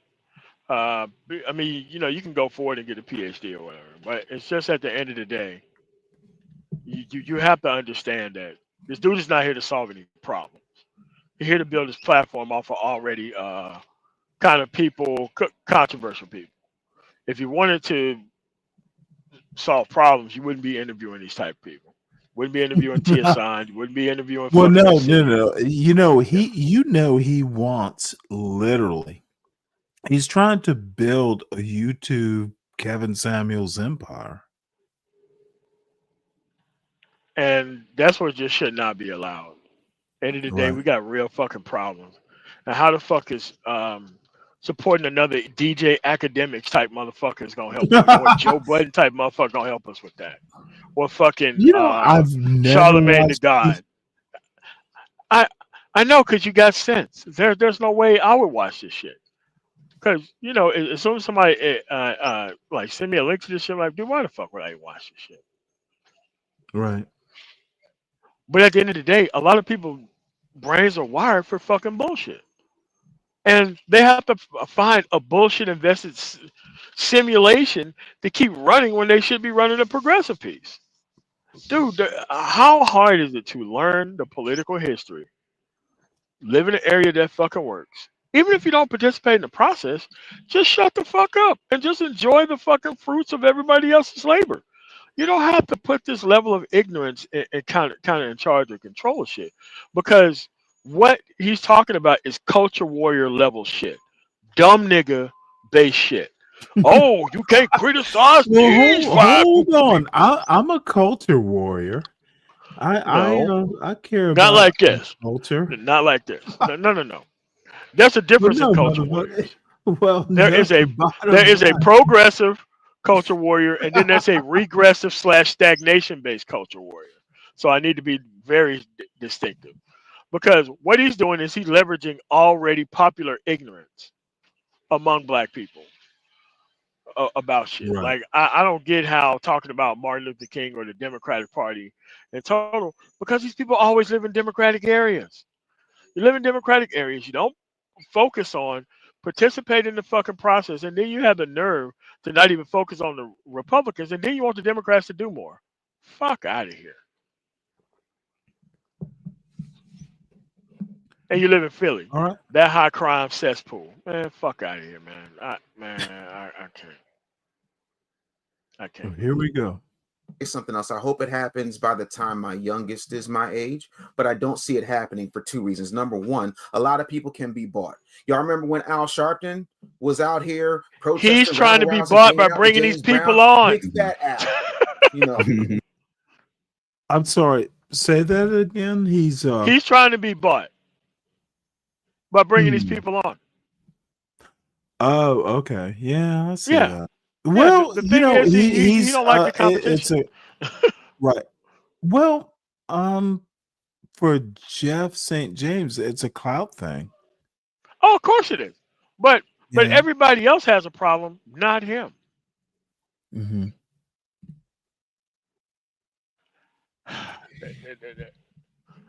Yeah. That's why I keep saying, man, that I'm glad my grandfather separated. Like there was an introduction into like older individuals and knowing how full of shit people are from the first beginning, right? Otherwise, I would have been just as lost as anybody else, listening to these bullshit artists for years, you know, going through a whole bunch of unneeded bullshit, and then you realize, wait a minute, the whole life story was paying attention to bullshit motherfuckers, make bullshit decisions. There's no real level of just staying away from fuck shit for good, accomplishing shit without fuck niggas being around, right? There was never any of that. Unbelievable. All right. Well, let's see what we got. The real Fat Albert, who's not really Fat Albert. Y'all remember that, right? Oh, where is he now? Oh, he's sitting back, silver permed at MSNBC, making $3 million. He got paid off by Kamala Harris through the National During the Action Network. Yep. During the campaign, he's been kicking it. He's chilling. Yeah, no. The other part of that is we do not. And again, you asked the question. Can you put that question back up? Because I want to make sure I hit every point of it. Yep. We do not own the banking infrastructure. We do not have our own farming infrastructure. We do not have the best physical fitness. We are probably the most unfit group of people in these yet to be United States. Okay, somebody else supposed to create all this shit for their benefit. Suffer from the. Well, let me put it to you this way. This is literally a dumb argument. Dumb nigga argument. Well, the bottom line is, when did we ever? We didn't lose anything. We're gaining something. I'm going to back this up a little bit, because this is like, when did we ever? Just let me hear this again. Are probably the most unfit group of people in these yet to be United States. We continue to suffer So from. you want to talk shit about your own people? We do not. Okay. No. Just let's let this play through. We are catching up. When did we own it? This is literally the anti-black bullshit that pisses me off. It is. And when you live in a city like fucking Philadelphia, I will you can't run your mouth about this type of shit.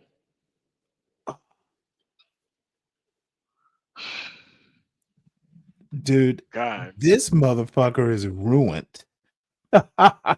Have the best physical fitness. No, we are gotta go back back up because I want to again. make sure I hit every point of it. Yep. We do not own the banking infrastructure. We do not have. When were we supposed to catch up to the banking infrastructure? This motherfucker is a moron. Okay. Catch Let's up, say bitch. that we did. What's supposed to happen once you do? You see, someone else is supposed to accomplish all these great things and then just fucking give it to them to fuck up, right? That's why they want all these great things to be accomplished. Well, let me tell you, my impression is these motherfuckers actually are Thomas Sowellians. They are. When the fuck did we ever own them? So we're supposed to go in 60 years from the end of Jim Crow to owning the world? Dude, you barely Look, got black CEOs of banks, and these motherfuckers talk about owning the entire infrastructure, and they're doing it well, from no, a no, standpoint of a non-serious conversation from entertainment base. Man, fuck out of here. you know what? Yeah, this is like it took.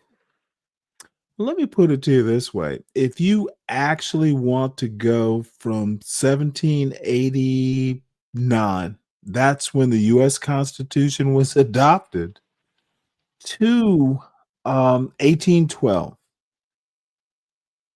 and then you go forward from there, dude. America didn't actually become like leader economically until like World War One, and especially after World War Two.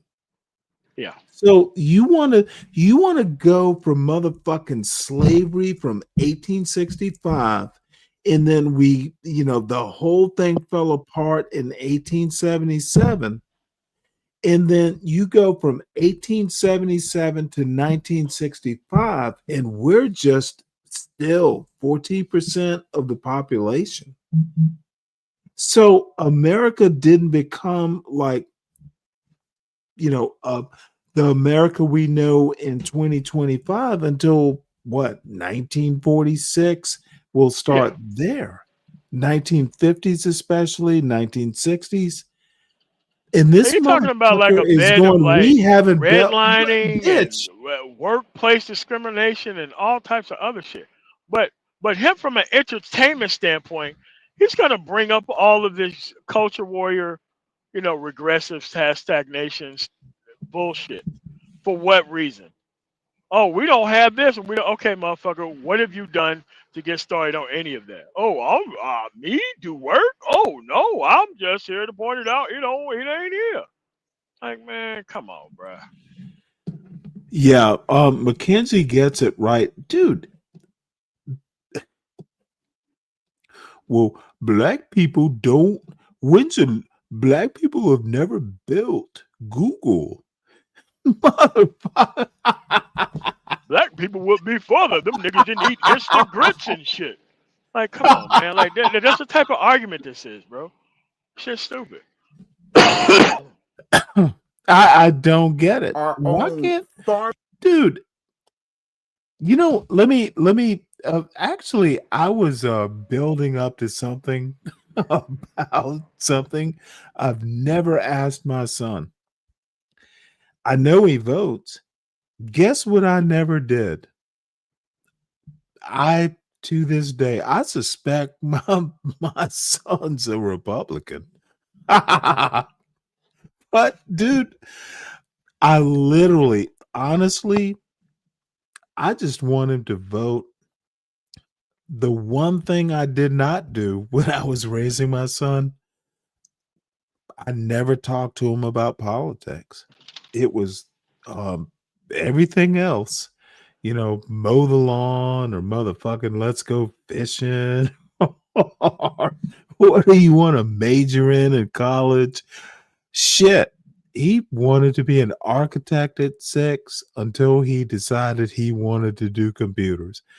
That's the other thing my son was consistent about. He's software engineering, but Yeah, man, that he AutoCAD shit is literally, hard, bro.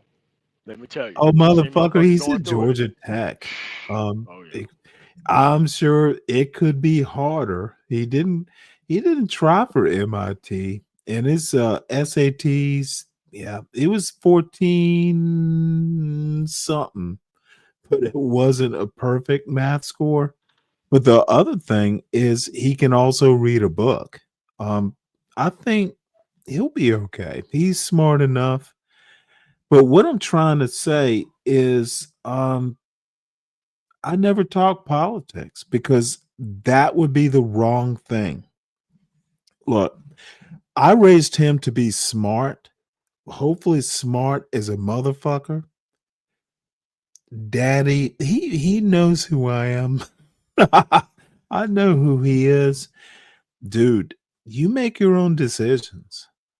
Daddy will never talk politics. I raised you to be smart, and that's it.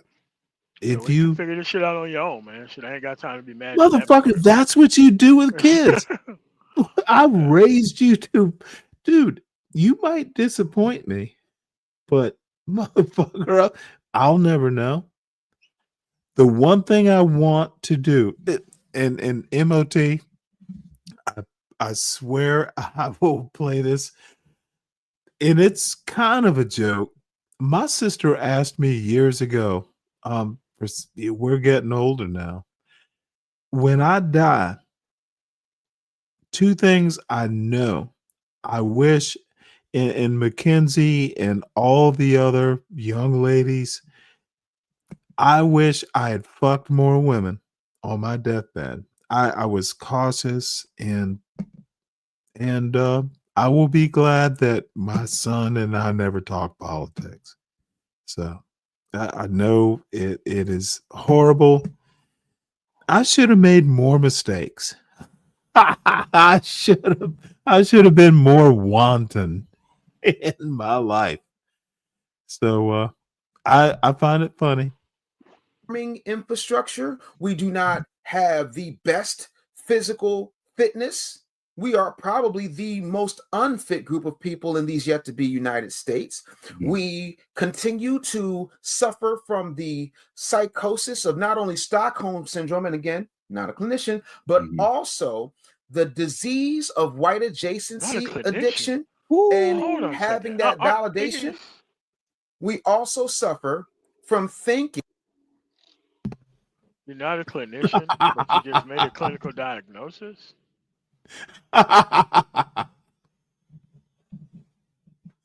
Bro.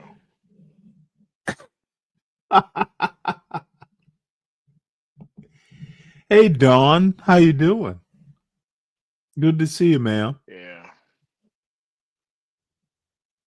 And this is why this platform is like this. Like any new person can just show up and just start aiming to interview all of these other people, and all of these other people who ain't got their shit together is trying to build another Kevin Samuels out of this shit.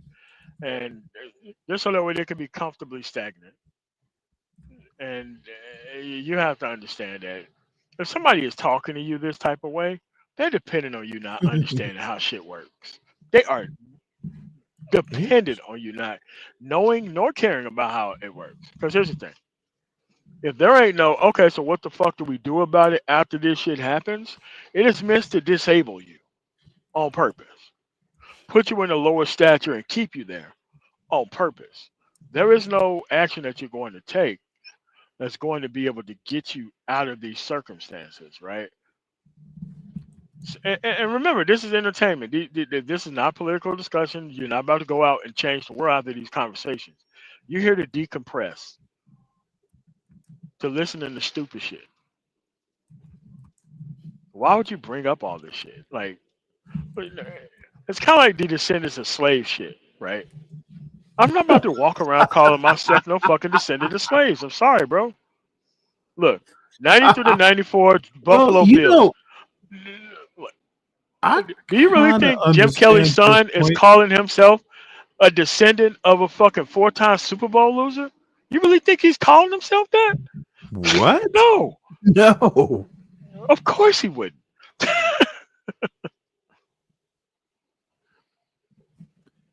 Another joke here. Hey, you know what? Mackenzie, you'll love this. Dude, my nest has been empty since I don't know. Dude, it is calm, no noise. Quiet than a The only motherfucker. the only noise I heard today was my leaf blower blowing some leaves off my sidewalk. And I've turned my son's room into this YouTube studio, and the motherfucker's gonna be back, I think, this weekend. So I have to temporarily, for actually longer than I want to, I have to vacate the goddamn room, and then we'll go down to Savannah, and then my grandmother's old house, dude. this Christmas into New Year, I'm gonna be in my grandmother's old house in Savannah. And dude, it is so cool. Where I learned to read, by the way, I learned to read with Charlie Brown books because my grandmother, my mother's mother, knew I liked Charlie Brown books. So, dude, this is Black people are so diverse and so smart and so wonderful. These two they just think we are just just they got to stop this bullshit. No. People support it. That's the thing. It can't stop because there's an actual incentive structure in place to keep this bullshit going. So it's not him on the left. It's the environment that he's around. Like when you come out of your mouth with that type of shit, like, hey man, I don't want to ever fucking hear you say nothing like that again in your fucking life in my fucking presence. Don't ever say no stupid shit like that. I don't define myself by the worst characteristics of everybody within a fucking Right. group. It's very dumb to fucking do something like that. But when you're specifically doing it to be like, well, these motherfuckers ain't accomplished. No, nigga, you ain't accomplished. That's a you problem. And everybody isn't gonna Right. go and create all this shit so that way you can fucking benefit off of it. Dude, you got to go out there and maintain the connections and find ways of doing shit like everybody else. You can't just be on this woe is us, this kind of coonish bullshit. I understand these niggas live in the opportunity zone and all, but man, I don't want to hear that shit about, oh, what the fuck we ain't doing and what the fuck we don't own.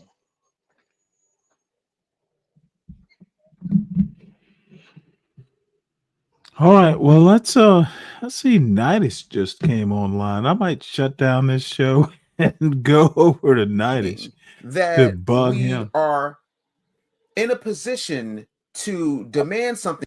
Motherfucker, you know what? My English is so proper. This motherfucker is annoying. Oh man. From somebody. And That's what I'm saying, again, man. Like this right here is this Mr. Fantastic-esque type bullshit, man, about this. I've Oh never well, I'm watched just gonna him. ask. I just Yeah, go ahead. subscribed to Mr. Fantastic's channel. I guess I have to cycle through. This motherfucker is just so fake. Of course it is. It's And when it comes to problem ridiculous. solving, they are scant at doing that. Good at pointing Oh, out you shit. know what? Here's the thing, and I love my words, but yeah, problem solving, if you're a problem solver, you use as few words as possible. Oh yeah. I don't want people to get lost and Mother, long-winded explanations. I want them to get straight to the fucking point. Okay, great. yep, How the fuck do we fix it? yep, Oh, well, yep. okay, you ain't fixing it. Have a nice fucking day. I'll go talk to somebody else who's trying to fix some shit. Damn, you're right, motherfucker. And I love my words. I love talking a lot, but motherfucker, when you put your hands like like this bitch does, and all of a sudden he's gonna pontificate. say this respectfully. Too many of you are cosplaying as either scholars or gangsters. And you're truly neither, because the ones who are scholars are only reading the books that back up their already Yeah, you know what? This is the type of shit that appeals to dumb niggas.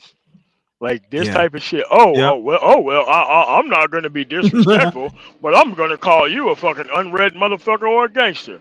There we go. That's how much respect Yeah. you earn. It's like, bro. Okay, listen. Okay, let's skip to the problem solving part. Where do you live where these problems are working to get solved with your fucking help?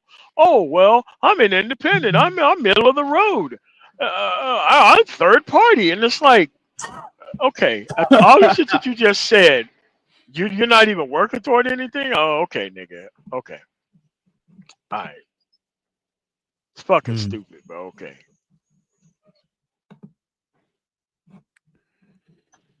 All right. Well, this is getting boring too. Information bias, and the ones who are gangsters are still letting Information people like George Floyd's killer run around, Derek Chauvin. George You're Floyd. letting George Zimmerman sign Okay. bottles Let's of Arizona iced stop here. I knew That's that coon shit I'm talking about. I'm telling you, that coon shit. Derek Chauvin is in prison because he choked out a fucking person, and there was testimony for that. There is no real reason for rage baiting or any of that other type of shit. Now these no motherfuckers are too afraid to say they're right wing. They are MAGA. And that's the problem. They know they're fucking right wing, and they just don't want the actual. They don't want the actual smoke, dude. The responsibility this is like of actually defending the fucking history. Yep. You want to be right wing. You want to use their talking points, but you do not want to fucking defend the hit. Man, fuck out of here, man. No. Mother, you know what? Be MAGA. See, this is the other thing. Nothing wrong with it. Look at this motherfucker in the red hat, and he doesn't have balls enough to go TRUMP. Make manhood. Dude, you wearing a goddamn red hat. We know what you are. And there's nothing wrong with being a Trumpist, but take your lumps. Yeah. But see, the thing is that as much as they're trying to make everybody else look irresponsible, they're just as fucking irresponsible by not claiming what the fuck they actually are. Right. Yeah.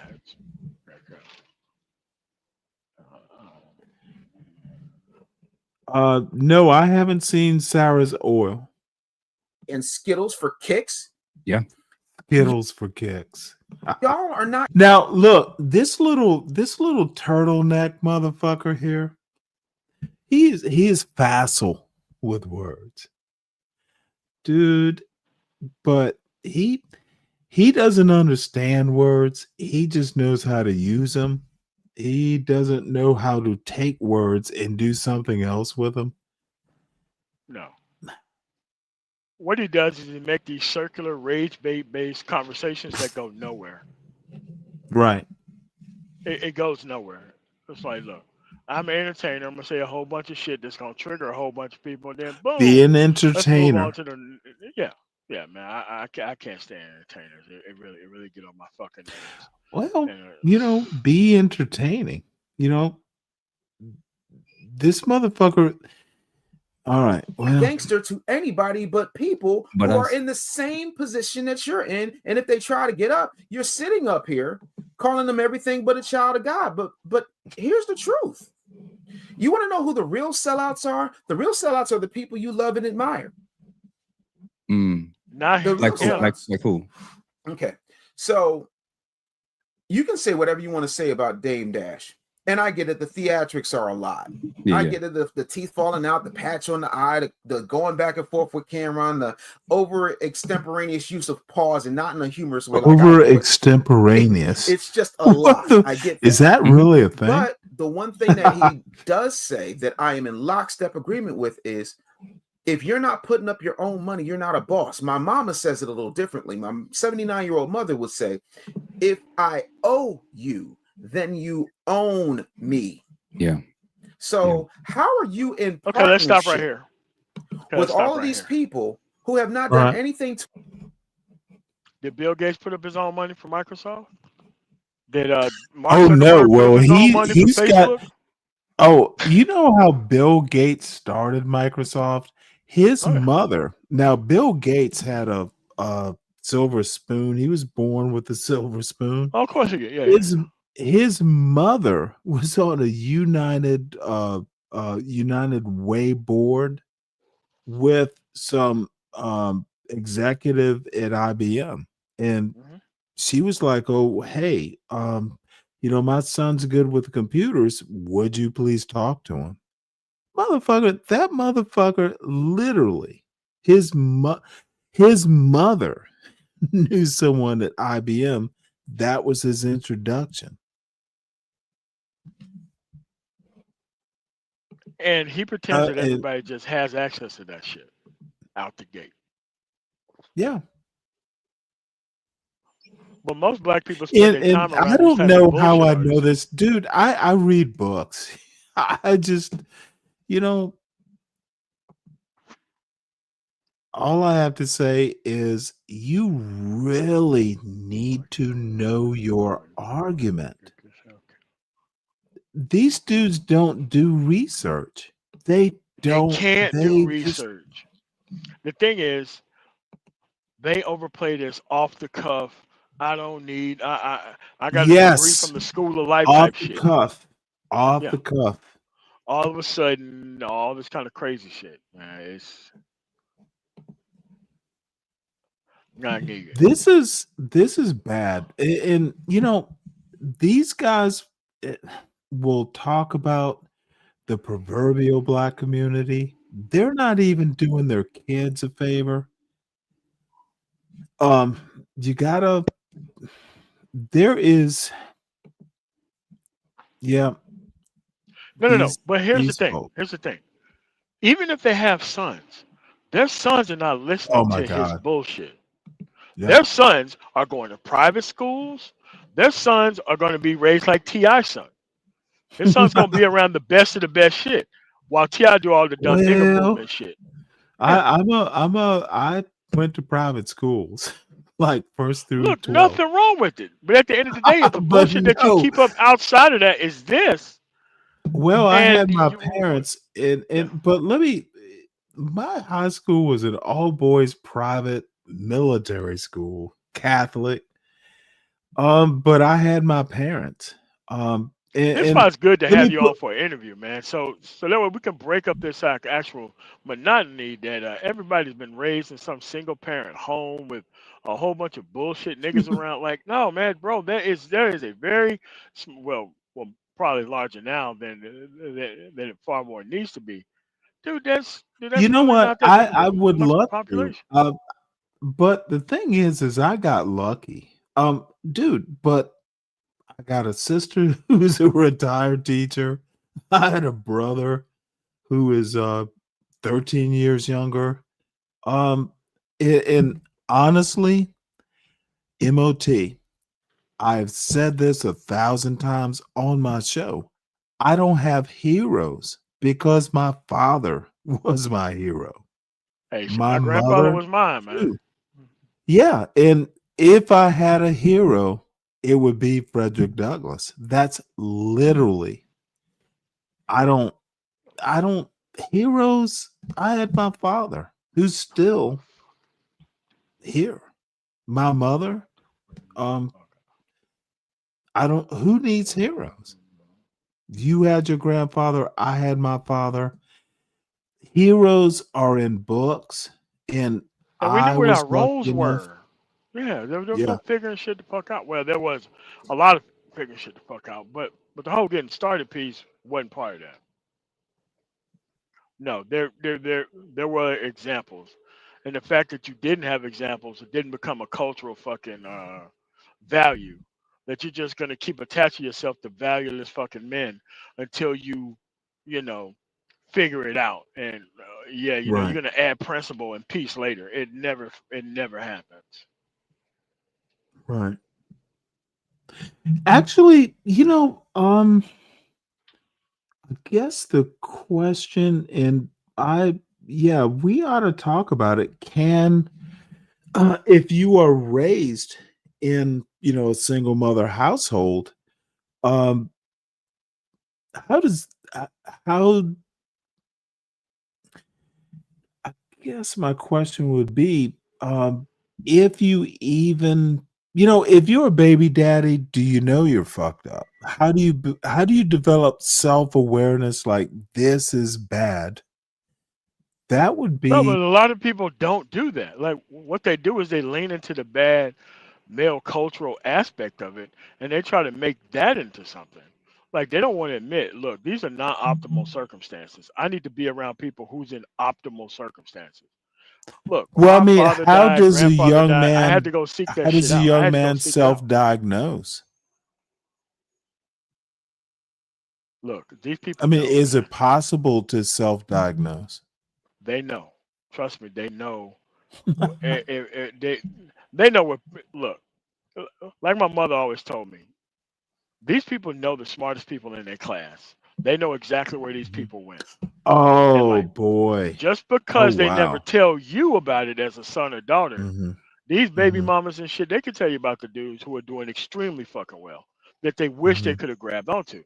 But the thing is, they Mm-hmm. hide all that information from you to make this shit that you're going through now seem a little bit more palpable or normal, right? And so these people come to people like, people who have done shit, who does all this shit with this level of this sense of entitlement, right? That you're going to help me get to this next level shit. And it's like, man, I don't know where you getting that shit from, homeboy, but it ain't gonna happen.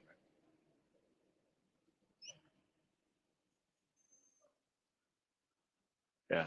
And these are the type of people at the end of the pipeline who take advantage of such ignorance of people being raised in society on. This is the end point, is more dumb nigga based conversations. Not increased understanding, not increased participation, not increased moving toward the X's and get yourself a fucking skill so that way you can be able to survive. It's more this, that. These hoes won't act right. And when the hoes act right, I'll start doing better. Man, fuck out of here, dude. Yeah. It's gonna be the same shit forever.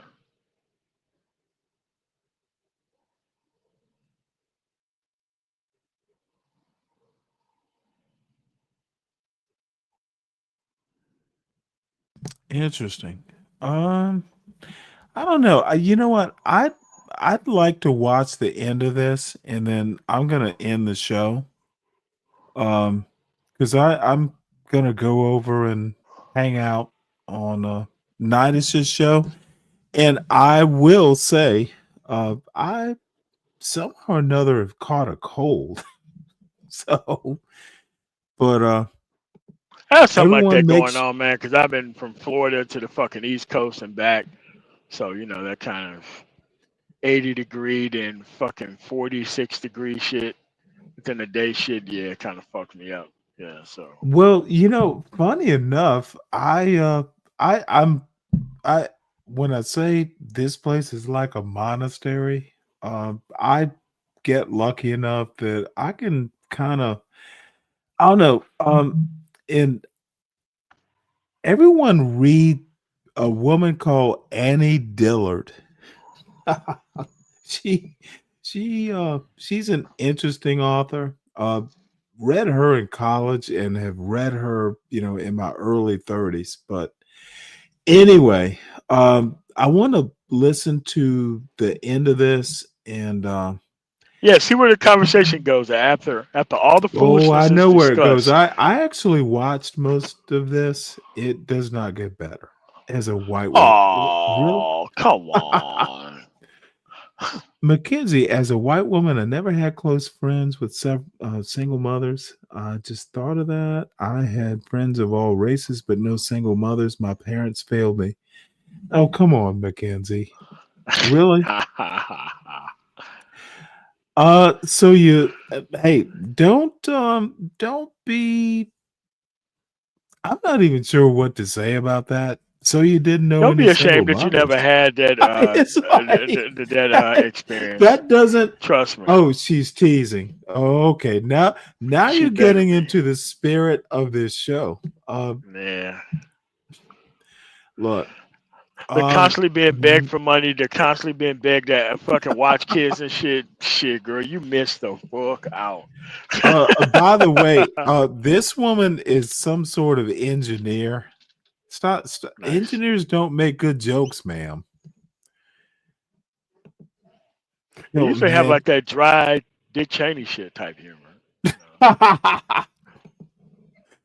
Yeah, that now let me put it to you this way. She lives on the water. So tell me you've never Oh hooked shit. someone. Where at? Where at? Well, I'll let her tell it, but nope, on the East Coast, look, She knows the South Carolina coast, which is I'm from Savannah. She in that little sea islands of Georgia, sea islands of South Carolina. You gotta get used to the mosquitoes, but otherwise, like in the fall, in the early spring, it is heaven, and To you can improve the catch condition of fish and fry them. But you will be, ma'am. You know you will be. I know you will be. your people. And here's the one nobody likes to talk about. Now, keep in mind, I have been in the entertainment industry in some way, shape, or form since 1987. God damn. So why the fuck are tell we me listening to this dude? how Oh you can no, miss no, about no, problem solving? dude, these motherfuckers like the Chitlin Circuit. Oh, what is it? They still call it the Chitlin Circuit. Infinite chitlins, man. Look, you've been in the entertainment industry, so Since 1987. entertain us. Why would we? There are people like I think Dave Chappelle is an intellectual in his way, but he also had a mother who was like can't remember, but she was actually a college professor. Um I'm just trying to figure out, you've been in the entertainment industry, so why should you be taken seriously? Yeah, he's been in the nigga not serious industry. Motherfucker, Entertainment. you're no Ossie Davis. Ossie Davis was in the entertainment industry, but he also had a solid education. God, You're no Ossie Davis. but you can't do anything to help your people. You ever wonder why there's no super conglomerate of all black billionaires or multimillionaires who own record labels, movie studios, record So that way you can companies benefit and off of labels, it. So that movie way, studios, so that way he can radio benefit off of stations it. by and large. That's what these Yeah. conversations always devolve into. So that way he can benefit off of it. That's what it's always about. All these complaints are about shit ain't created, so that way I can exclusively benefit off of it. That's what these conversations always devolve into. Look at all this shit everybody else got. We ain't got nothing like that. We did, I'd be in a better position. Like, you wanted to be an Well, entertainer. yeah, well, I mean, he is theatrical. If you look at what he does with his hands. And someone here his on Jeff's show says silver permed. And I'm thinking it's that hair there. It's brushed forward. he dude, um he's struggling for his hair. You don't see it. And the reason you don't see it is because the people who are the partners, aka the gatekeepers, aka the handlers. Yeah. Yeah, we've had enough. Yeah, well, here's the thing. The The gatekeepers handlers? are the people who The give a shit about handlers? outcomes. And they don't let dumb niggas join their fucking group. It's always the Boulet's fault that they ain't shit. It's always, well, you know what? No, they teaming up with everybody else, but they don't team up with me. Like, yeah, you're a fucking entertainer. Why the fuck would they team up with you? You're here to leverage fucking inherent ignorance for cheap fucking laughs. Why the fuck would somebody want that around? Oh, Mackenzie, I don't know whether to fuss at you or hug you.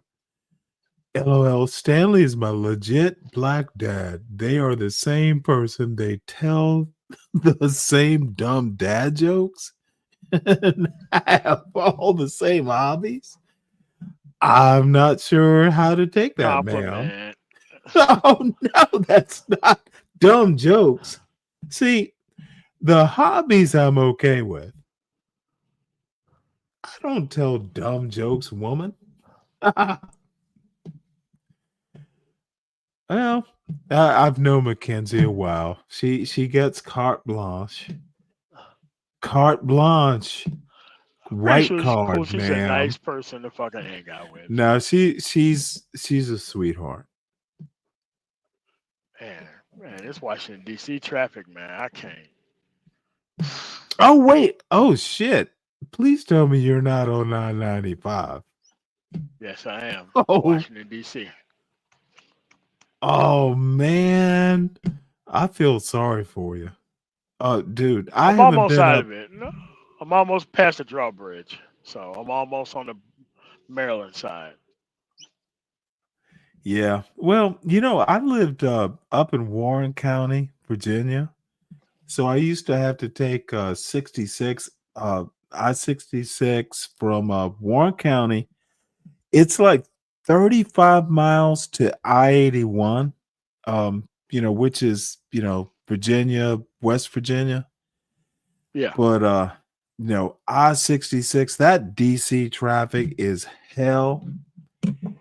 And I don't think they can expand this shit. oh, you're in This, rush hour though. Oh, motherfucker, you are in rush hour. yeah, but I'm almost across the bridge though. This right here is pretty good time, but once you Right. pass the actual rest area from like exit like 156 to 173, it always takes like an hour and a half to go those 20 miles. So Right. Well, I'll let you answer this question if you can see it. Brooklyn Watson TV, who is Kimmy, and she's an yes, old friend of the yeah, show. transportation, yes. I own a fleet of You're trucks and I still also drive. yep. He's also, what did they used to say? Now you're not gonna like this joke, but I think it's appropriate. Hair Club for Men. I'm also a customer, so he drives, but he's also like an owner. Yeah. Yeah. This motherfucker is successful. I think the world of you are the best. I have my faults. And young lady, such a nice compliment. You know what? The grumpy old man is what I should be calling this Nice. this show. The I grumpster. am mean. I am mean. And Shit. but look, these two young ladies, Mackenzie and Brooklyn Kimmy, they're the sweetest. They're married. They're like, mid, halfway between, they're young but not too young.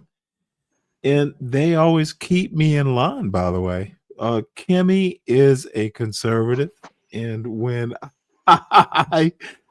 she gets pissed off at me, she's like, "Well, Stanley, what do you mean? You've got to do better." That is Kimmy.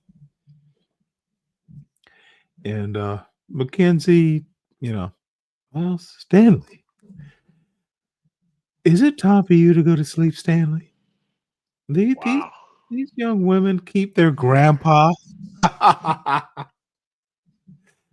And I'm gonna have to tease Mela. Well, Mela's my age, apparently. I think No, Mel's my age. not quite, but Mela gets mad at me because Mela, you've been silly. And my daughter, Tamika, TMKC, another lovely young lady. So I'm about to wrap this up. I am gonna go over to Nidish's show. That way I can drink beer and be in the chat and just roast people. But tomorrow is Friday, and we are getting closer to Saturday, which is, the general fuckery day. And I think my son is coming home this weekend. So I have to clear out of this goddamn. Maybe I won't. I'll make him sleep out in the living room on the sofa. Yeah. It's a pull-out bed, motherfucker. Guess what? Yes, Dave, I am drunk officially. Hit the link, Dave. And I apologize. I have had a couple Coors Lights. I'm what is it? What was it back in the day? It was Head for the Mountains. Back in the old days. I think that was. Oh, you mean the Coors Light tagline? It was Head for the Mountains or something like that. You might not even be old enough, but it's a No. Mountain Brewed. It was Mountain Brewed. They made the most of those Mountain Brewed or something, or anyway. That is a huge Wife is in the facility car. in Golden, Oh Colorado. wow. Let me tell you. Is it Yeah, in that place is Boulder? no, it's in Golden. Okay. Have you ever been there? Have you ever visited? Yes, I have. That place Wow. is a mile big. 1 mile. Wow. Place is fucking unbelievably fucking large. Unrealistically fucking large. I mean, but they don't even sell their own products. They just buy other successful products and do that. And I like them. Everybody who I've ever known who has ever worked there loves it fucking there. Coors family, always dynamite people. Even though they're conservatives, you never hear a bad word said about them. Never. Not the Well, kids, there's not the nothing owners, wrong not with no one. conservatives, Oh as yeah. long as, they are like, be conservative. Nothing No, wrong with that. no. I mean, conservatism is fine as long as you're not anti-black and trying to push Yeah, this. exactly. Yeah, that shit. Exactly. Oh yeah. I mean, like I have like no. There's different type of conservatives. Like I get along well with Yep. military-industrial complex conservatives. Mm-hmm. I get along well with economic conservatives. Mm-hmm. I don't have any type of relationship with evangelical Christians or this Yep. alt-right shit where, or no, let's just call it what it is. This Christian nationalist shit. It ain't even about Christianity. It never was. Well, I've told you about my Navy buddy. Motherfucker, it is so funny. Yeah, he's conservative, but we've known each other for 30 years, and Oh, here's a funny story.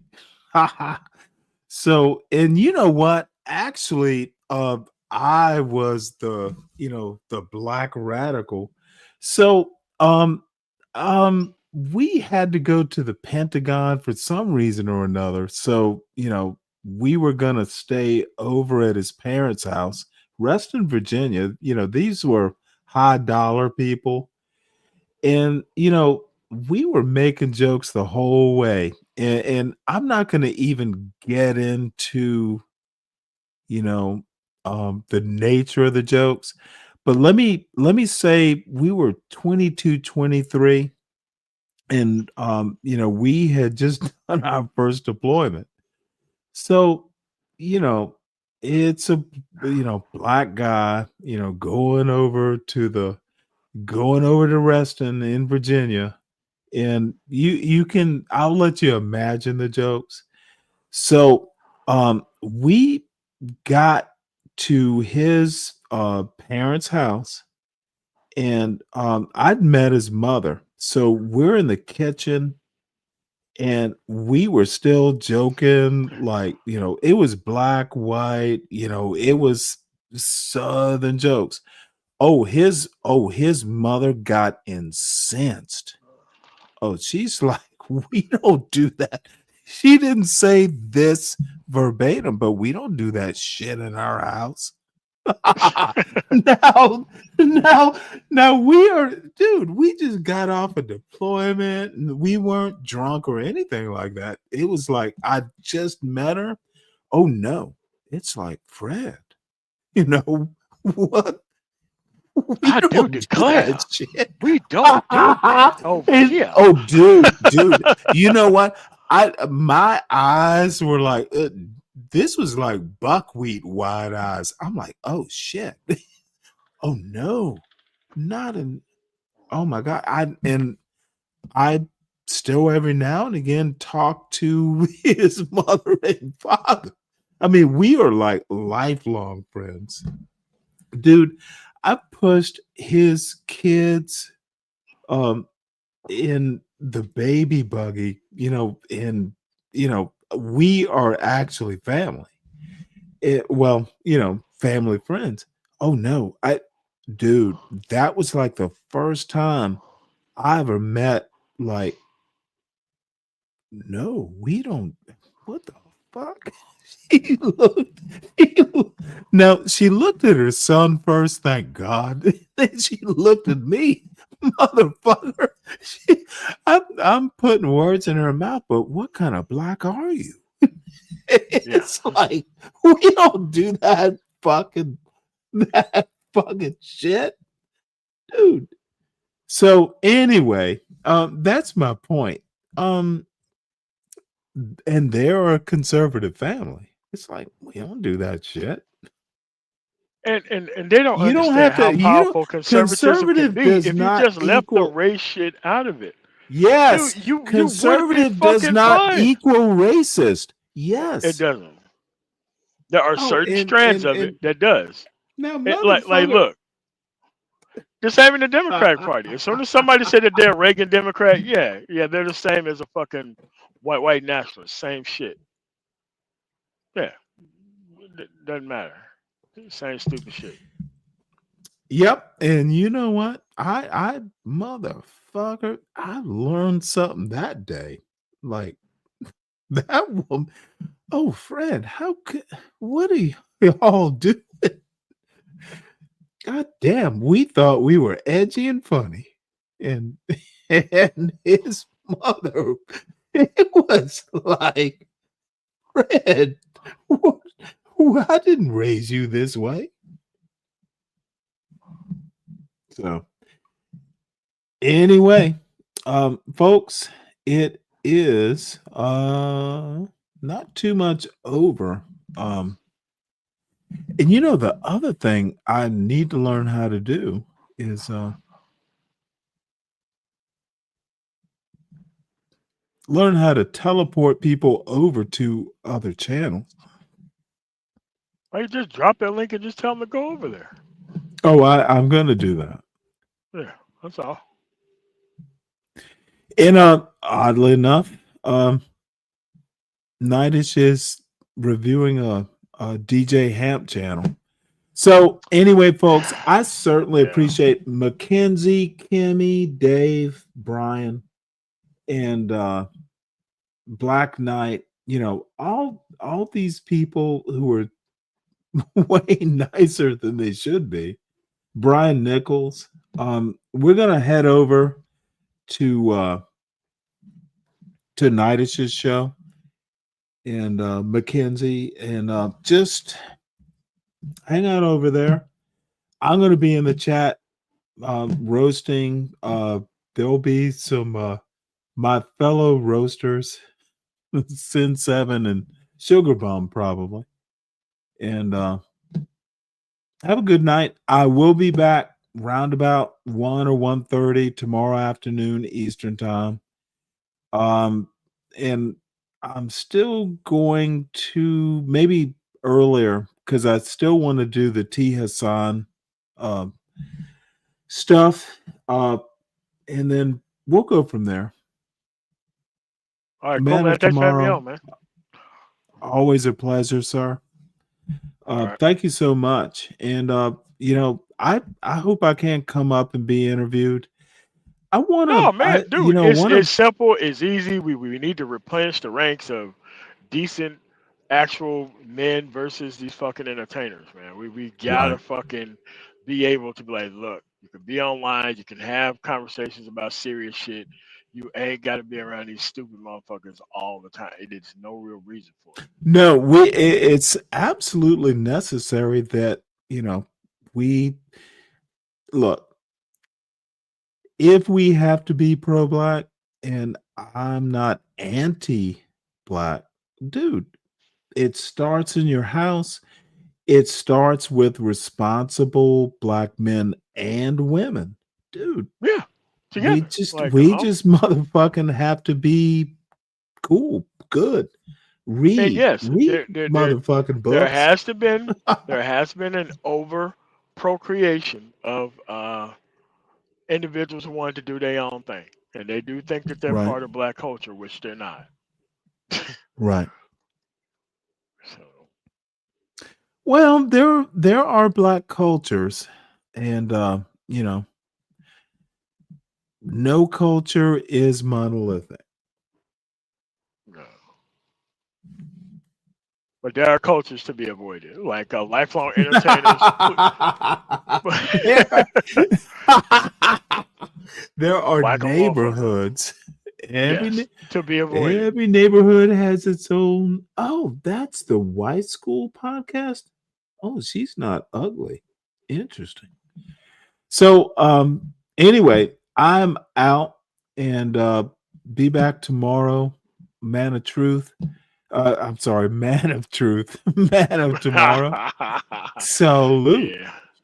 All right, cool, man. All right, later. See y'all tomorrow.